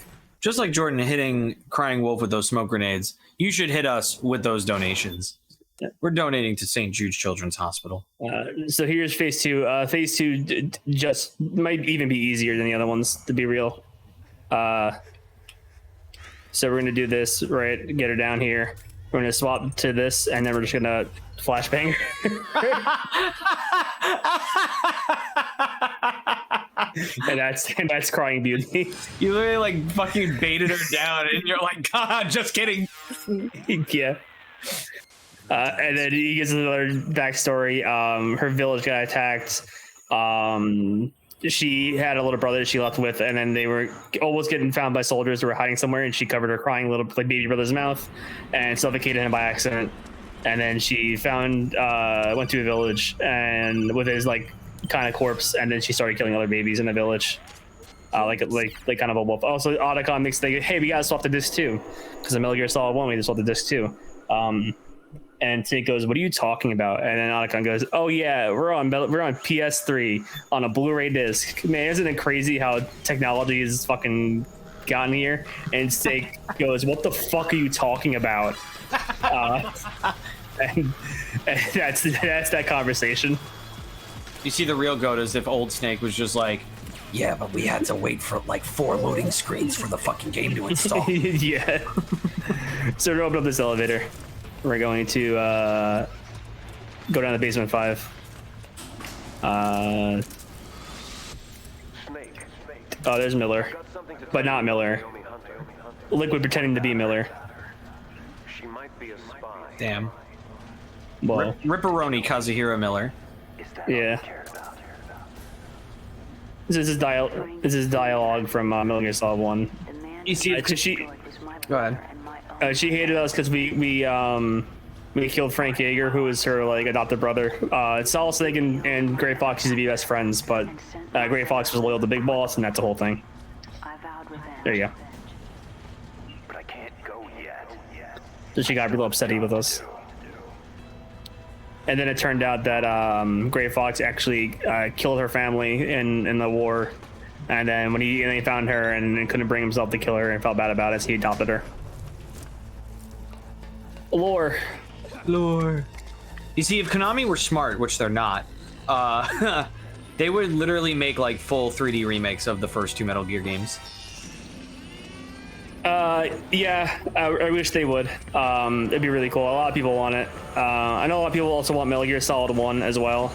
Yeah. But Metal Gear Solid 1, you had to really change the level design to make it work in the 3D space, because that was kind of the big problem with Twin Snakes on the GameCube. They put in the Metal Gear Solid 2 engine, which is cool, and gave you all the quality of life updates that Metal Gear Solid 2 had, but kept the level design the same, so you can cheat, like, not cheat, but the game, Metal Gear Solid 1's level design wasn't built around the quality of life that Metal Gear Solid 2 had, so you can just get past a lot of hard sections pretty easily. Yeah. By just doing like a hanging drop and some other dumb shit. Yeah, that's so true. Alright, so we're coming here. But it let us flip downstairs and fall and break our neck. Yeah, so we're gonna throw the shaft grenade. We're gonna do this. We're gonna run past these guys. Fucking little gear room motherfuckers. Yeah, pretty much. So we're gonna come here. I'm gonna put on the... They took off my solar gun. Sons of bitches. I don't need the smoke grenade anymore, so I'll just swap this out for the solar gun, I guess. Okay. So here's the Rex hangar from Metal Gear Solid 1. You get to see Metal Gear Rex again in all its glory. Write down in the chat what's your favorite Metal Gear, and if it's anything but Rex, you're dumb. I'm gonna judge you. Whose favorite Metal Gear is Ray? Or Metal Gear D. That's another one I'll let slide. But yeah, if you say like Rick Ray or anything else, we're gonna have a problem. What is D from? Metal Gear 2. Yeah. So Vamp's gonna like hop all the way over here. We're gonna take out our solar gun, which is sun powered. So we're gonna shoot him. And we're gonna stand behind him. And then we're gonna CQC grab him. And then inject him with the syringe, which suppresses nanomachines, and that's the Vamp fight. Vamp's dead. Or not dead, but Vamp can be killed now. He can die? He can die. So yeah, you get to watch that on the right side of the screen while him and Raiden fight each other. I gotta blow up all these robots that are gonna blow up. So you guys enjoy Raiden and Vamp duking it out, having the rematch for Metal Gear Solid 2. This is for killing Emma, you asshole. Yeah, pretty much. Once again, man, if Otacon loves it, it's gotta die. It's true. Yeah, since we suppressed Vamp's nanomachines, he's not healing from all those fucking stabs and slashes he's taking. Also, Joe answered your question. He said Metal Gear D, Rex, and the Shagohod. Yeah, I'll let Shagohod slide too. Shagohod's pretty good for being like the first Metal Gear.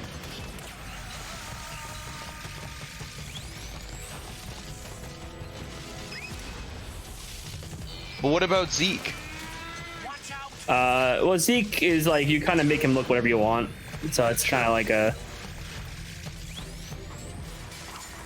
What about the Peace Gecko? Thank you. Peace Walker. Oh man, Metal Gear Peace Walker is weird.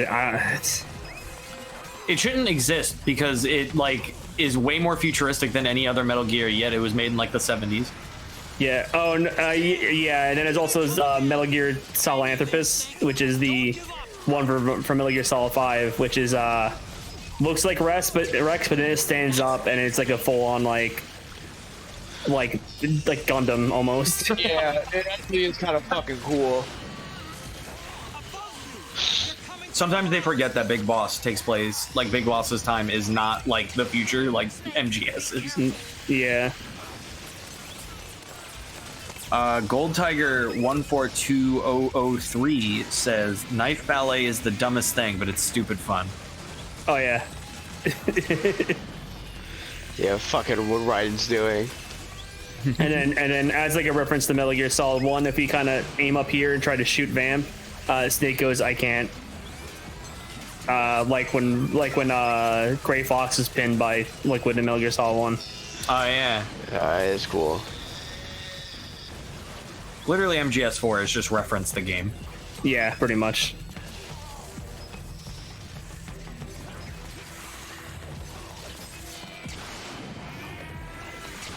I love getting the excessive shots of Raiden's ass.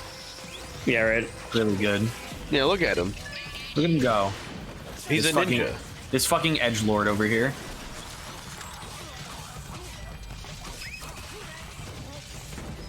Personally, I really don't like Raiden in this game. I think he's much better in Rising. And also 2. Yeah. I mean, in this game, everybody's just like kind of depressed. Yeah. I guess Kojima was depressed when he made this game. Yeah, I mean, the original ending was that Otacon and Snake were supposed to be like executed, Damn. Yeah. Damn. and then everybody was like, "I don't know if we should do that." Is this Gecko still in front of me? I can't. He is. Okay. Oh no, Raiden's gonna die. Oh no. Oh no, I know, Raiden. JK. We just flex those knives into Vamp, and then we stab Vamp. And then like he pulls them. I think that's cool. He just kind of pulls them around.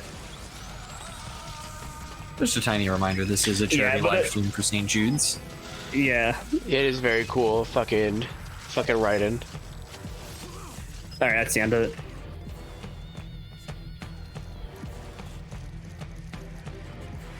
There goes Vamp.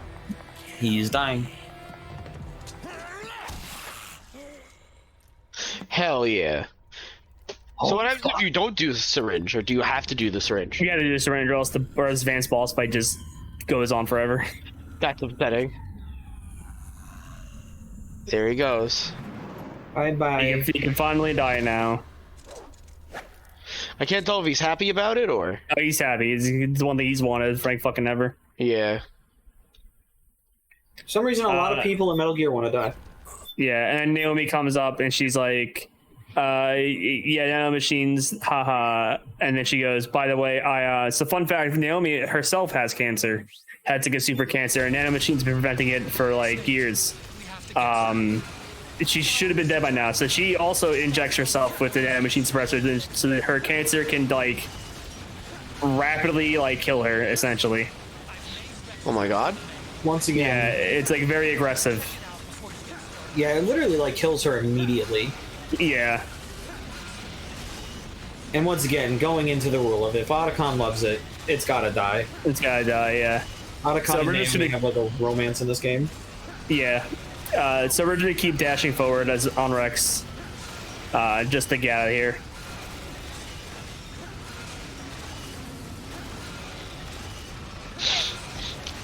Man, Rex is so cool. The Rex is very cool. I love Rex. So we're gonna swap to the missiles. This is for just the boss fight coming up. Hopefully I can get the boss fight pretty quick, but we'll see what happens.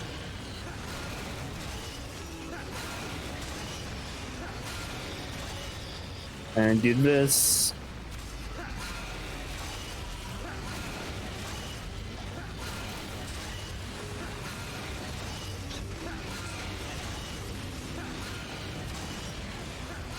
So like when you dash, Snake grunts. Even though like we're the Metal Gear I was gonna say, like, why is he grunting? Because it's hard. He's not fucking doing anything. He's got to push those levers forward, I assume.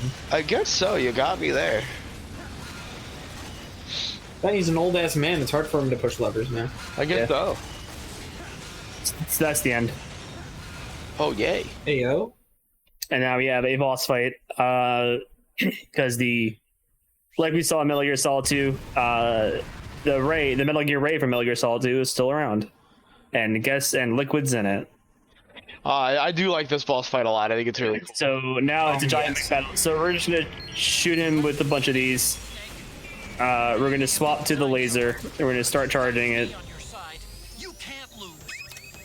And we're gonna wait for him to jump. We're gonna do this.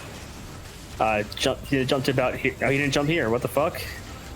What the fuck? So we're gonna do that. I'm gonna try this up again.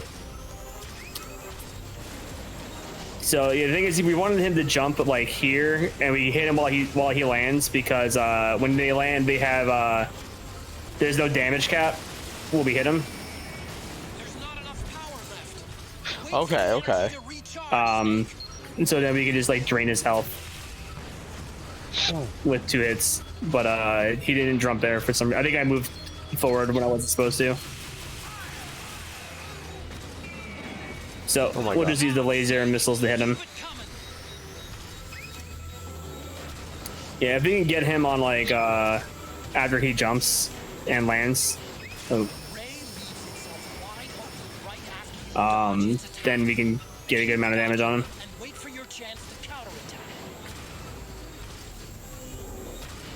He's like way over there.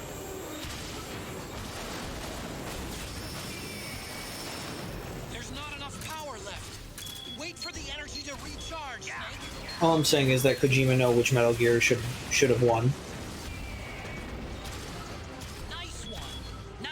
It's true.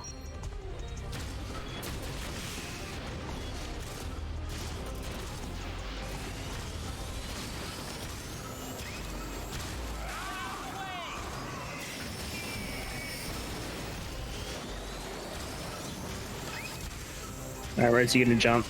You gonna jump anywhere? No, he did run at us. Oh my god.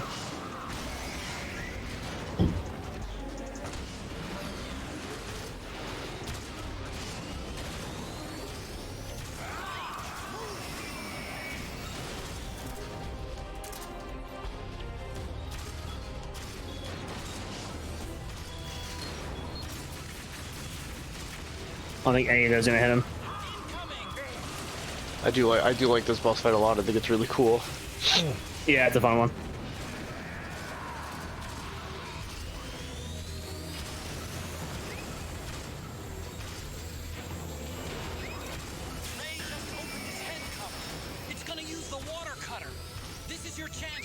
And then we get a boss fight after this one, if I'm correct. I know it's the next act. Oh, it's the next act. Duh. Yeah. Act 5, the final act. Where the hell is he? Which is just 2 boss battles, I believe. That's what it is. Yeah. One of them being the greatest final boss in any fucking video game Where the hell ever. is he? It is pretty good. Oh, he's right there. Okay. Is that a reference, Phil? Hey, that's pretty good. Hey, you're pretty good. Right. It's true. Who knew a giant fucking mech could be so stealthy? Yeah, right. That doesn't look good. No, it's fine.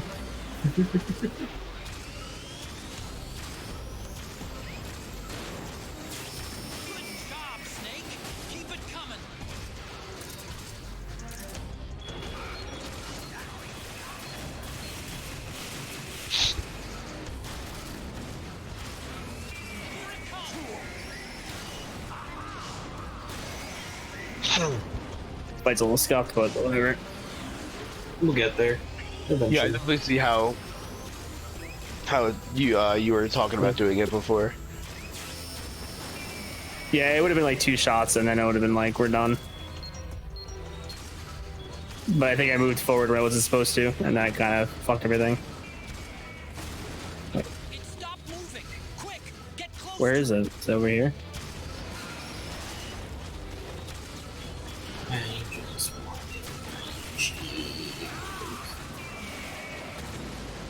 I thought you got it.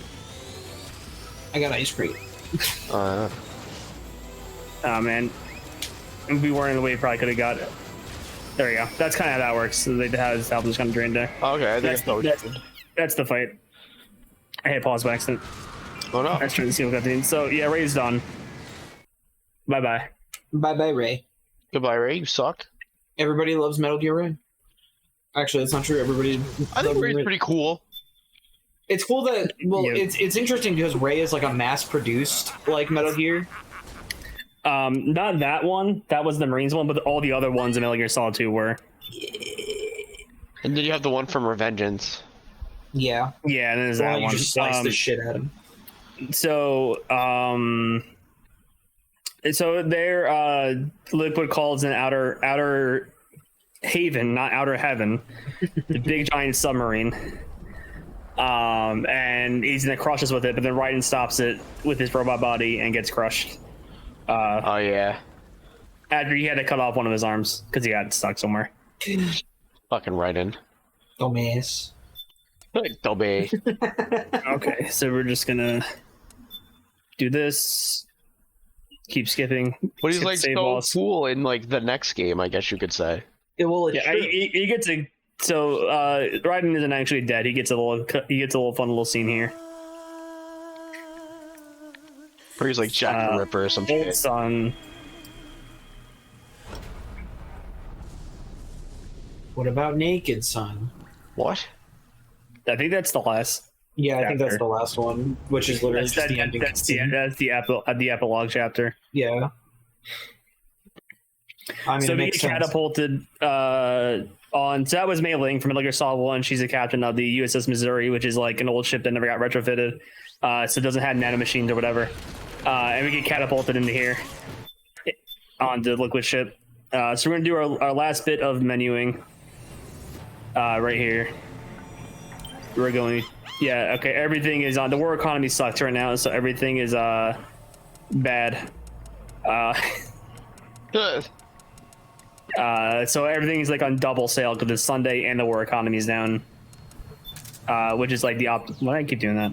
Which is like the optimal time. Swap railgun with operator. We're gonna customize this to put a shotgun attachment on the bottom, and then yeah, we'll do that, and then we're gonna. Don't need shafts. And then we're gonna this with the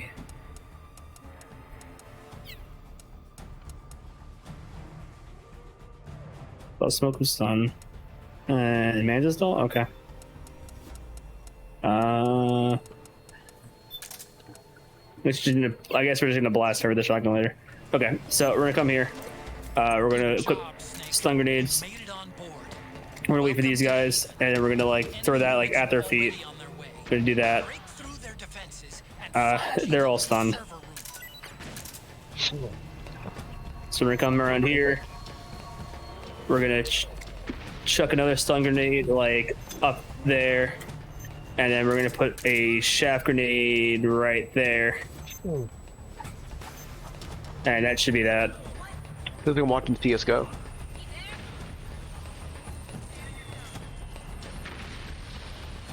And then we're gonna get to this section. And if we did it right, we should be fine. There should be a gecko landing right there, that's fine. But we're matching on this door already.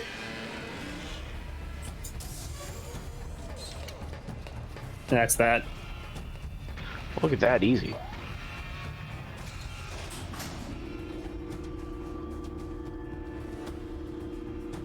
Oh yeah, and there's one more bit of so we put this on, and we'll put the Mantis doll on, I guess, and then we'll put the operator on. Sounds like a perfect job for me.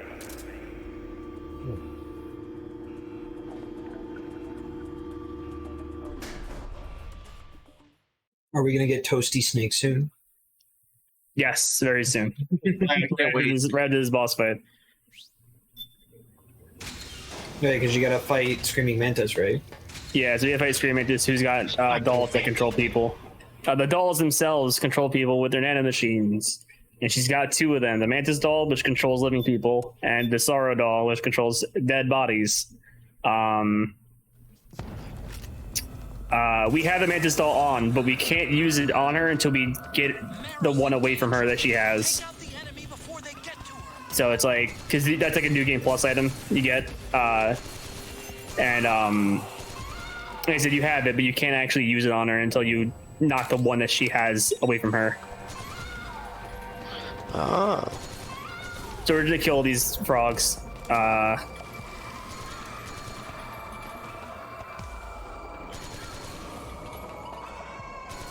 All these ones are just up here. It's 3 phases. Or 3 waves, I should say. And that should be wave 2, I think. Yeah, so wave 3 is this. They drop down.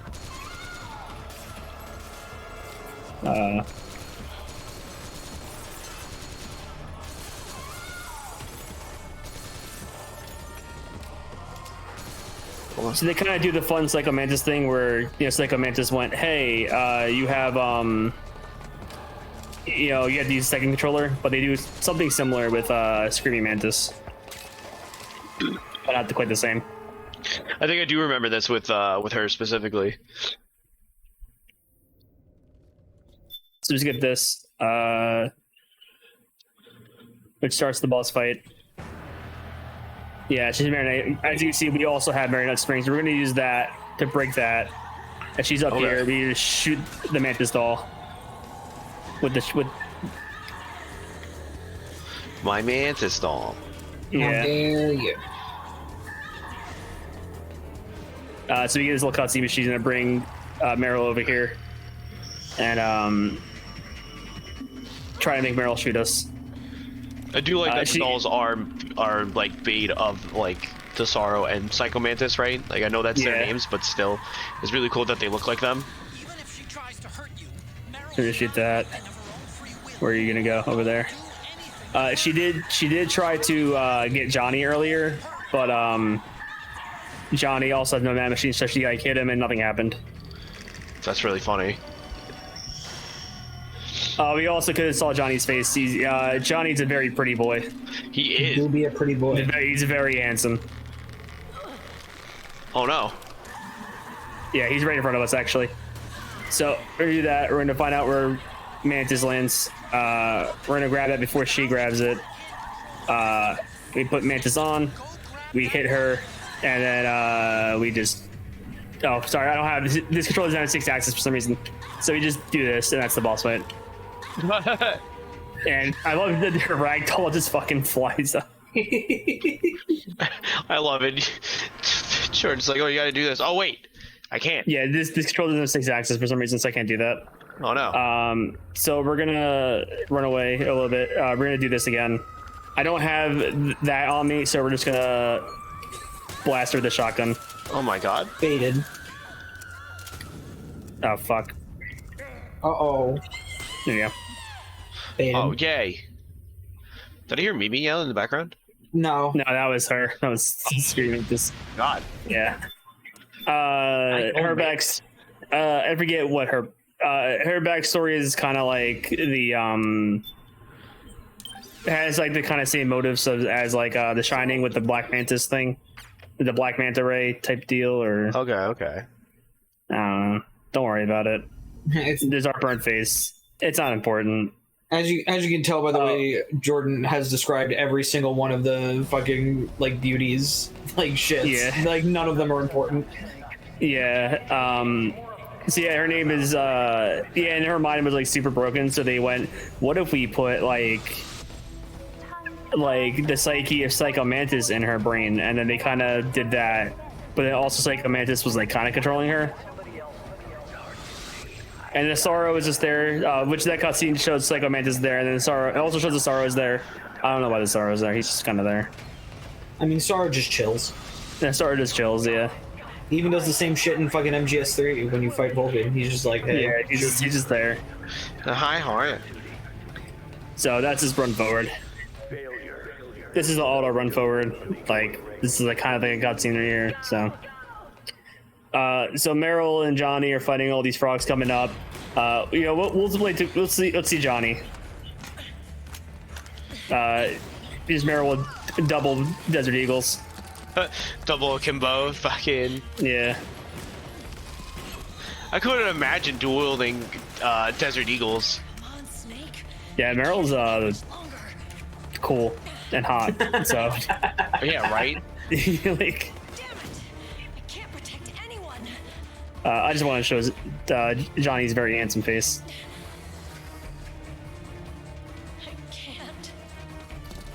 I can't do it. Johnny's like, yes, you can.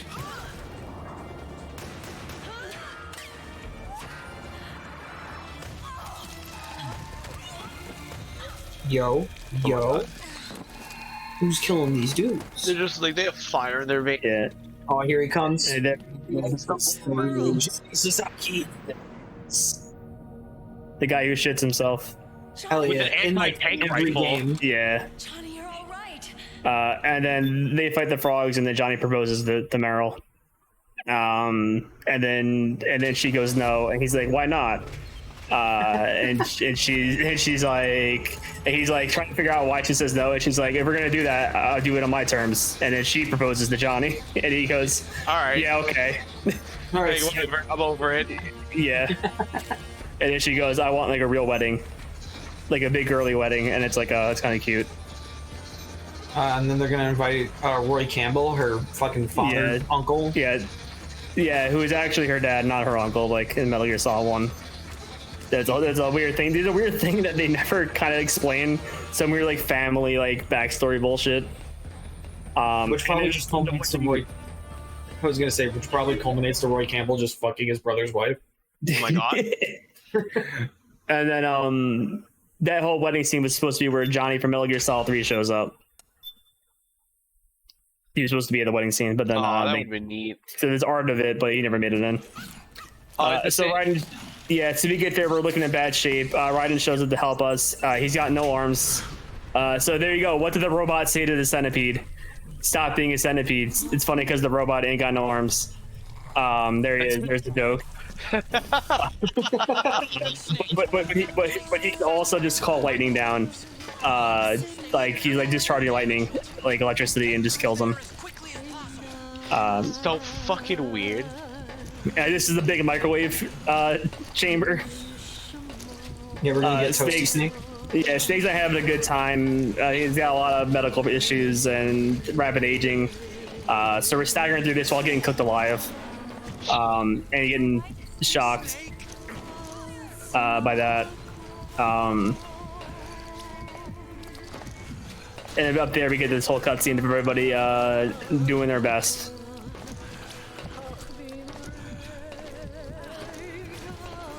And they're all dying. Yeah, there's Rex's railgun. Here's Raiden with no arms and a coat. I forgot he's in a trench coat. That's right. Yeah, he's using his sword with his mouth. You see, all Otacon has to do is stop loving people, and then everyone would survive. Yeah. We're getting a nice shot of Old Snake's bodacious ass. Yeah, and here are those mass-produced rays that are all AI controlled. Because there was a shit ton of them on Arsenal gear, and Outer Haven is almost like it's like Arsenal Gear 2.0 essentially. So we're just mashing triangle. This is the worst part because they make you like really mash it in a second. Oh yeah, when you're down to like no health, right? Yeah. The classic microwave. So like Raiden was like, "Hey, let me go through because there's Rosemary and Campbell." Ryan's like, "Let me go through. My body can handle it." And Snake's like, "No, man, you got Rose and like a life. Like you're young, I'm old.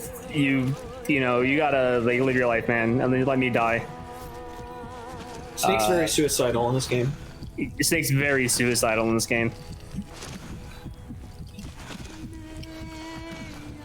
It is Rose. Yeah, so they're like married, but it's like a fake marriage to protect her from the Patriots. But they didn't tell Raiden that, so Raiden kind of thinks he's just getting cucked the whole time. Oh my god. Because after Metal Gear Solid 2, Raiden's whole life started falling apart, where he was getting into bar fights and shit because repressed memories were coming up from when he was a child soldier. I was gonna say yeah, because he's a child soldier. Oh, Raiden. Literally, a lot of plot points in Metal Gear would be fucking resolved if they just told Raiden shit. Yeah. But that's true, right? Like... Yeah. So Sunny finally cooks an egg while everybody's fucking dying. We did it. She did it. Good. She's the one with the greatest ending of all. Yeah, so there's that blue flower, and we saw a picture of Olga on the wall of her mom. It's funny because in Metal Gear Solid 2, I don't know if the translation error, they just didn't want to know where they'd go, but Olga refers to her baby as a boy, and then Sonny's a girl. So I don't know if that was a translation error. Or that was just like they didn't know what they wanted to do. So we make it to the end, and we upload a virus, which fucks over the Patriots AI. So the Illuminati is actually just an AI that controls the world, haha. And we kind of shut it down. I can't believe it. And then they pull us out of the microwave room, and they're like, "Hey, wait here, you're kind of fucked up." Snake, you right? And then they leave me there. Then Liquid comes and pulls me up to the top of outer Haven, and gives me a whole lore dump of the Patriots and stuff. Then we kind of kick the shit out of each other, and then we inject each other with syringes to kind of boost ourselves. And now we're in a boss fight. Hey, let's go, the final boss. It's actually the coolest fight in the game. It's probably my favorite. Oh my god. So there's kind of like a loop here I can get him in. I'm bad at it. It's kind of like Metal Gear. It's like kind of like Metal Gear Solid 1's Liquid loop. But we can do that. We do. Yeah. Also known as the Metal Gear Solid 1 life bars. Yes. Very important. And the Metal Gear Solid 1 music. Yep. Because Encounter's playing, right? Yeah. Yeah. It goes through like a lot of the music, right? Yeah. Like literally, Yeah, like this is how you end a fucking series.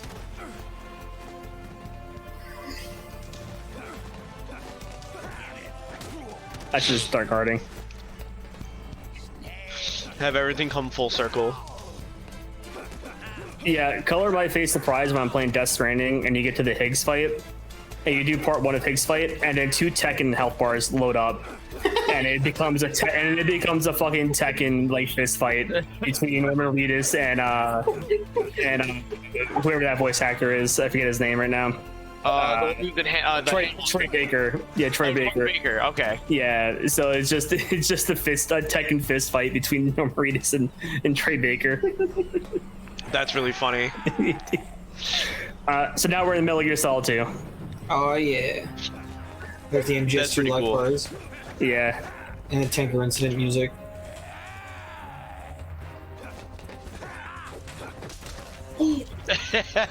That's so cool. Yeah. So the loop that is sucked at it gets harder to do as you go on the fights. So, Jesus. The only thing I find funny about this whole thing is like Ocelot to me just has like a fucking like tweedly mustache that he just like. He does, yeah. Even in like what? In 1 he had it. Yeah. Yeah.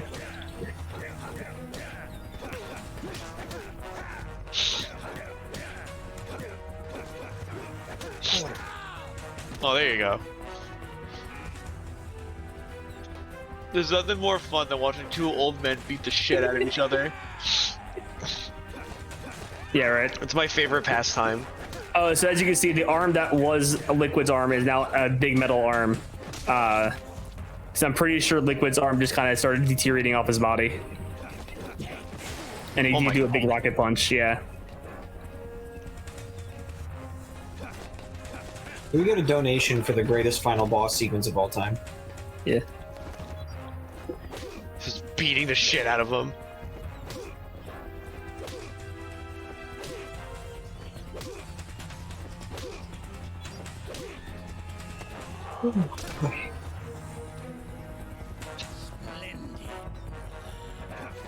He gets up and shakes it off like it's nothing. It's so good. I should have guarded there. He's surprised. He's like, what? Oh my god. Dude. God damn it. No, rocket punch. Is that the guard button? No, it is. Okay. Oh, he it is really like I'm watching Tekken right now. He literally just fucking teabagged you. How do you feel? I beat up this old man. When is phase 3 gonna start? There we go. There it is. So as you could have guessed, phase 1 was Metal Gear Solid 1. Phase 2 was Metal Gear Solid 2. Phase 3 is Metal Gear Solid 3. Yeah, he did the thing. He did the. You're pretty good. Yeah, and of course it plays Snake Eater, because why wouldn't it? And then, Snake Eater. And then the HUD is Metal Gear Solid Snake, 3. Yeah. And it says Naked Snake right above your head. Yeah, Really so cool. the strat for this fight is we get these punches in, and then when we mash triangle to get a headbutt. Oh.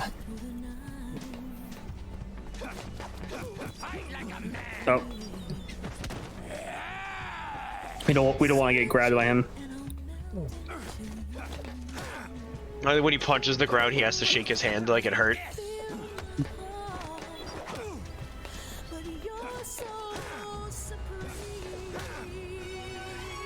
All this just because Ocelot's a fucking fanboy. Yeah. Yeah, pretty much. And so I went, haha.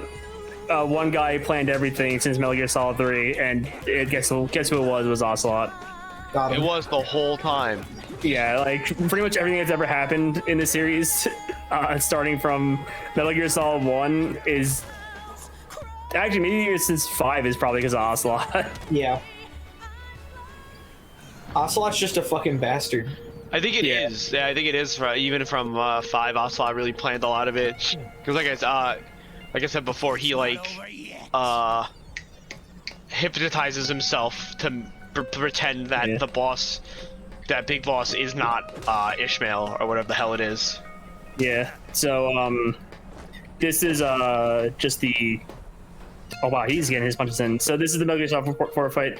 We just spam R1, but I must be missing it because he hit me twice in between. There you go.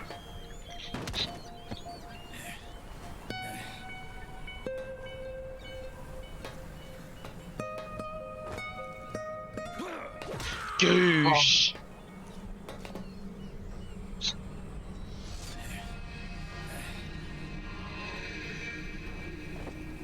Goosh.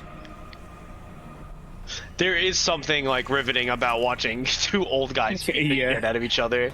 Well, it's because it's like Metal Gear is such a big fucking series with mech and all these like special powers and all this, and the final boss fight is literally just two old men having a fight. Just two dudes duking out. No powers, no guns, no nothing. Literally just one-on-one, mano-a-mano, fucking just a fist fight. And then, so that's that. Then we get a cutscene where Liquid kind of talks about us, saying that, like, I just tricked myself to believe, or Ocelot goes, I just tricked myself to believe I was Liquid. So you would do all this. I kind of saved the world. Liquid kind of saves the world, actually, by using us. So he's kind of a good guy. It's very weird, like, you save the world, but you go down in history as a bad guy. I'd argue that like Snake and his crew from like 3 are technically like good guy / bad guys. Yeah. Like how the boss did it, because the boss wasn't evil. No, not by any means. Yeah, and then this is where he says a line here, which I said that Kingdom Hearts ripped off of.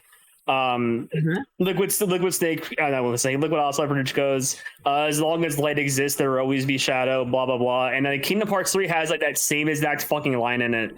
And I went, did he really? Did he really play Metal Gear Solid 4 and just go, oh, that seems pretty cool? You know what? I should make some that line. Yeah. Oh my God. So just to put that out there, Kingdom Hearts 3 and Tetsuya Nomura's a fraud. You heard it here, folks. I can't believe it. Here first. Listen, man, I saw a fucking post that was Hello? It had Tetsuya Nomura and Hideo Kojima like shaking hands, and I'm like, this can't happen. Oh yeah, don't put them in a room together. Don't do it. They'll make a story. It won't make sense. Don't do it, please.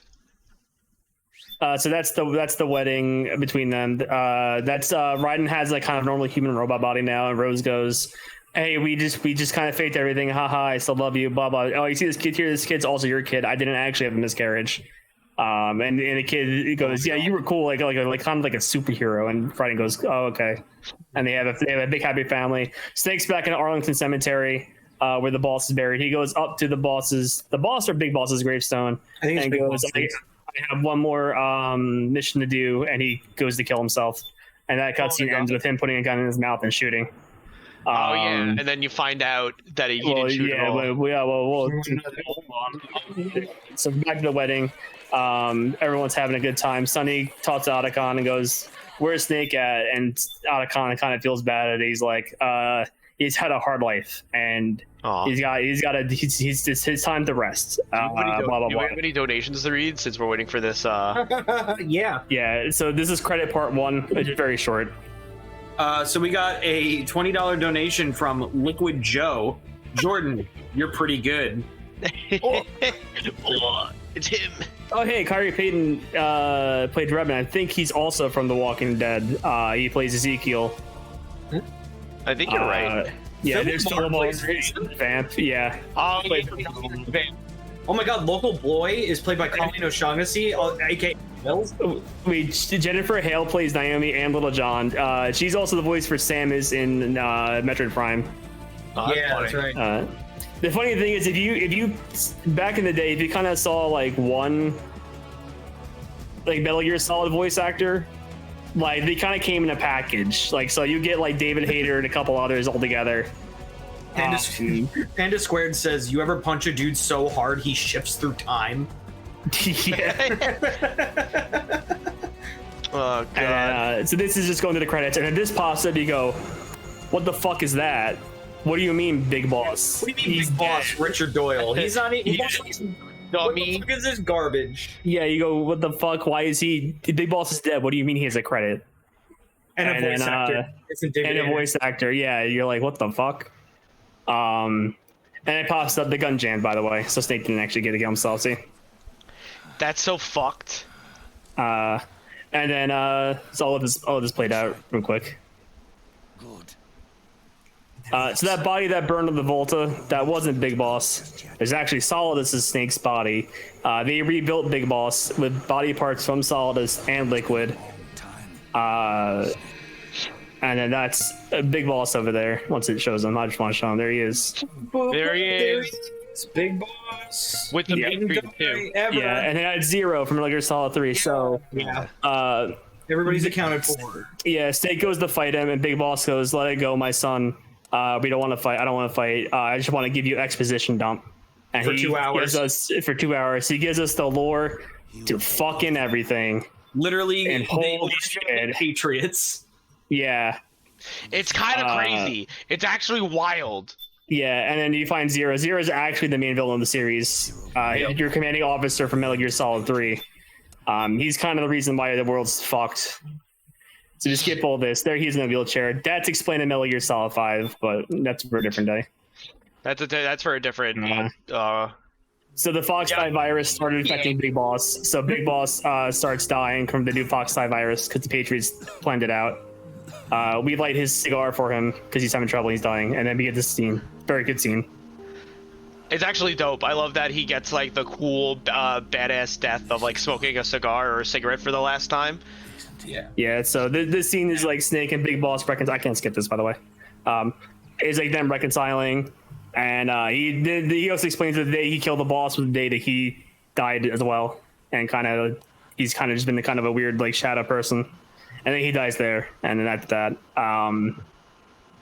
he pretty much tells Snake to keep on living the rest of his life that he has left, and blah blah blah. Yeah.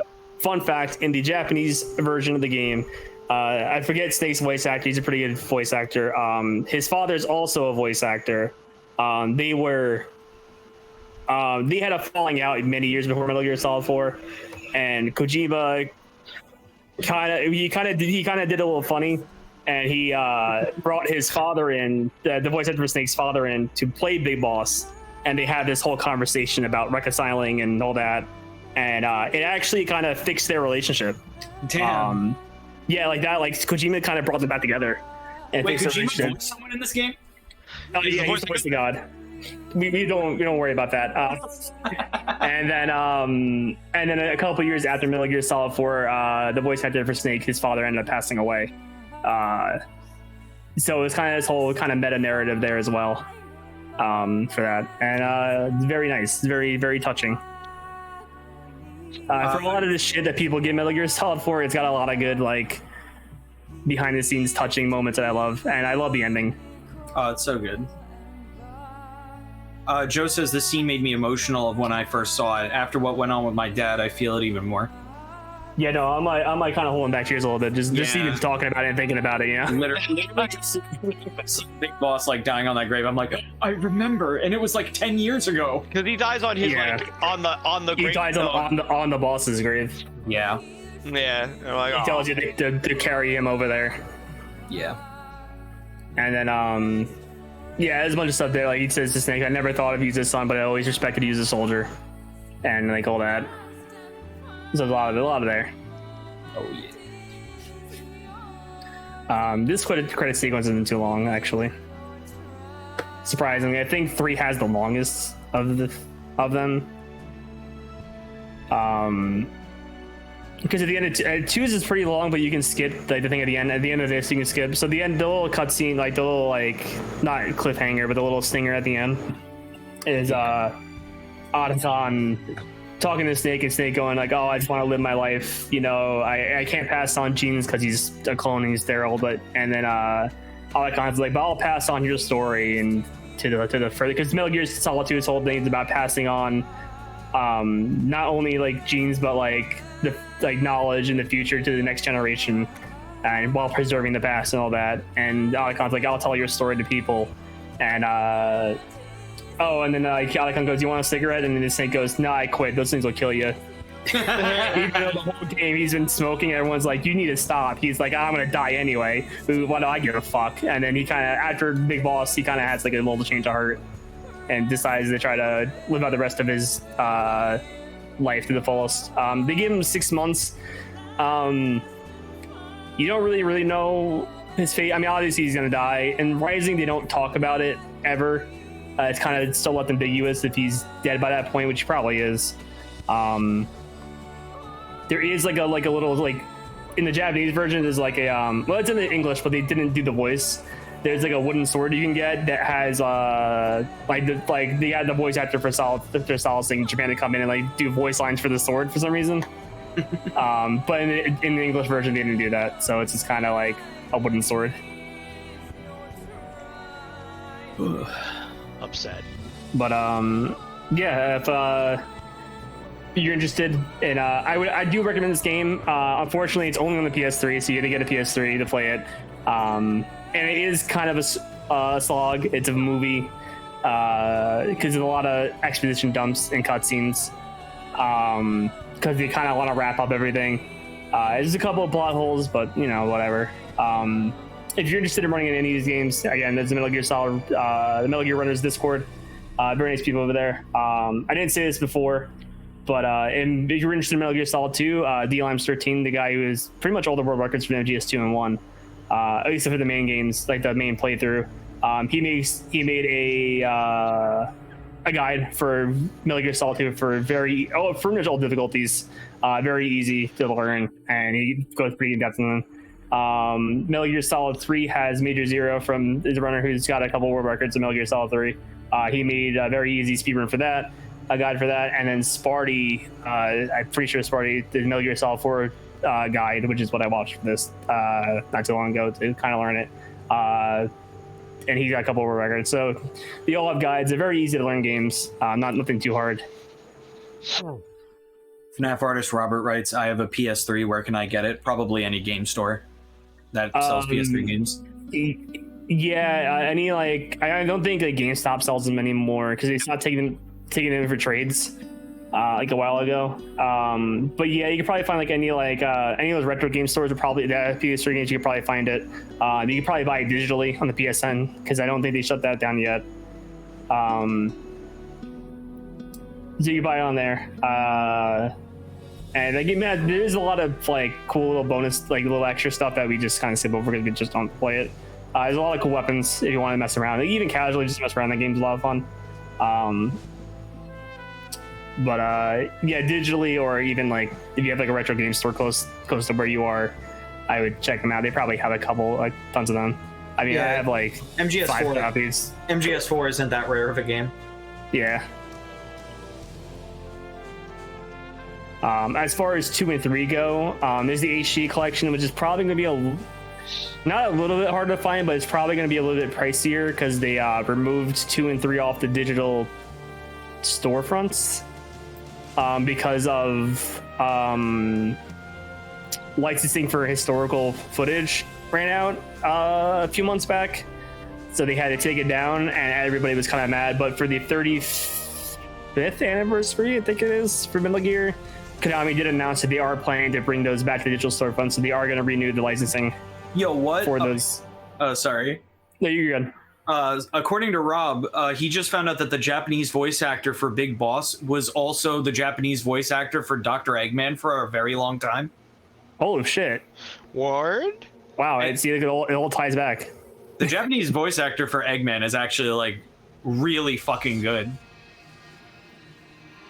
And for Metal Gear Solid 2, if you want to get on PC, if you go over to the Metal Gear Runners Discord and be like, "Hey, I'm interested in running or whatever," someone will probably give you a like, even, I mean, like, they'll probably give you like a Google Doc link, like, here's a coupon, here's a GameStop coupon.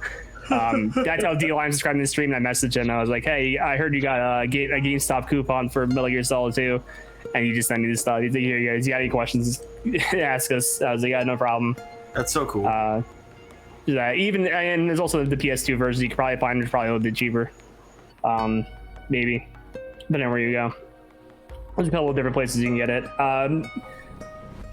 Metal Gear Solid 3 is another one that's only on the PS2 or PS3. Actually, that one's only on consoles. There's no PC port, so that one's gonna be, you need a console to play it. Kind of sucks. I never made a PC port for 3, but what can you do? And then Metal Gear Solid 1 has a PC port. It's a little buggy, but you can get a ROM for Metal Gear Solid 1. You know, it's a PS1 game, or you can play the GameCube version, which you can also just get a ROM for too. You telling me that you wouldn't play the 3DS version of Metal Gear Solid 3? So actually, the 3DS version of Metal Gear Solid 3, I think, is the definitive way to play that fucking game. Yo, let's fucking Unfortunately, the frame rate is awful. If you can get a new 3DS XL and play on there, you're good to go. Or a 2DS, you're good to go. It might be good on the emulator. Last I checked, on the emulator, it didn't run very well, but it might now. But that game has the control scheme of Peace Walker, which is very nice. So you can crouch walk, you can hold, you're not forcing the first person with the sniper rifle and stuff, and it's a very good experience. The frame rate is a little iffy. You also have the advantage of having the touchscreen to be your like medical and gun screen, so you don't have to worry about pausing every 5 seconds. Yeah, too. Yo, did you know Assassin's Creed made this game? Yeah, there is so they have Assassin's Creed, iPod, Regain, Play, Skywalker Sound, Triumph, a Sony Ericsson. There's a lot of crossover stuff in this game. We could have had like an alter ego costume, but we don't need it. Also, Joe says, "Great run, boss." Oh, thank you. I'm interested. What time is it right now on there? Right now you got 2:25:55. Or a little overestimate. Or a little overestimate, yeah. Because my last message when I was like, actually add 2 hours.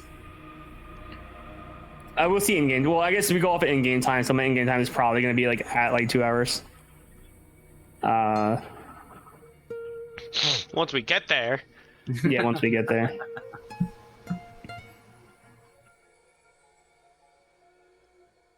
Gold Tiger says Playboy is a Chad sponsor. You know the game's good if they sponsor it. Yeah. Yeah, right. There's every game has like the magazines you can use to distract guards, and I guess for this one they want, let's just use Playboy and actually use Playboy. This is when Kojima had like the biggest budget he possibly could have. Yeah. And then here's the final, like, hey, oh, can I not actually skip this? Oh, my controller's just off. Never mind. Because you just kind of sat there for a bit. No thanks. I actually can't skip this. Oh, you can put time. All right. No thanks, I'm quitting. 2:27:02. Nice. That's not too bad. The run itself, like, the world record itself, it's like just under 2 hours. So There's one thing I still have to do. that's 2:27 is not bad. I'll take that. See this age off. See what the future brings. Man, what a That's- game. That's MGS4. As I said, it's a lot of it is just walking. There's just some optimizations for boss fights. It really, it's not like Metal Gear Solid 2 where there's like clips and strats, or 3. It's very straightforward. I'm sure if you do the boss extreme, there's probably a lot more strats and stuff. That's like the very hard version of the game. Yeah, the hard mode. Yeah, the hard mode. There's probably a lot more strats. Very easy, just as simple as walk forward. There won't be So any happy Beauty and the Beast ending for me. you know how it'd be. And what runs that? Oh, SADX is next, right? Yeah. Yeah. Actually, We're in like the final 2 runs, boys. Yeah. I know. What a we're, weekend. We're coming to a close. Yeah. All right. Any last words before I transition over, Jordan? I just hope you enjoy Metal Gear Solid 4. Hope you enjoy all the Metal Gear games. They're very good. This was a good weekend. I'm signing off for the rest of the night. Shout outs to everyone, every runner that was here, every commentator and every host during these long and late hours. And thank you for everyone who's been donating, and it was fucking great. And you know what, even if we're a little bit close, we're close to our goal, like what, 800 more if it would be, but still, even then, like what we raised was fantastic for almost something that started out as like, oh hey, what if we actually, like, hey, what if, ha ha ha, unless, you know, like, yeah, a bunch of guys, a bunch of friends who like speedrunning, planning an event like this is great, and I'm glad that we were able to actually do it, and all. So shout outs to everyone, and if we do it again, hopefully maybe 219. Oh, that's not so bad. Yeah, I'll take that. Hopefully next year, if we do this again, I'll also be able to actually participate.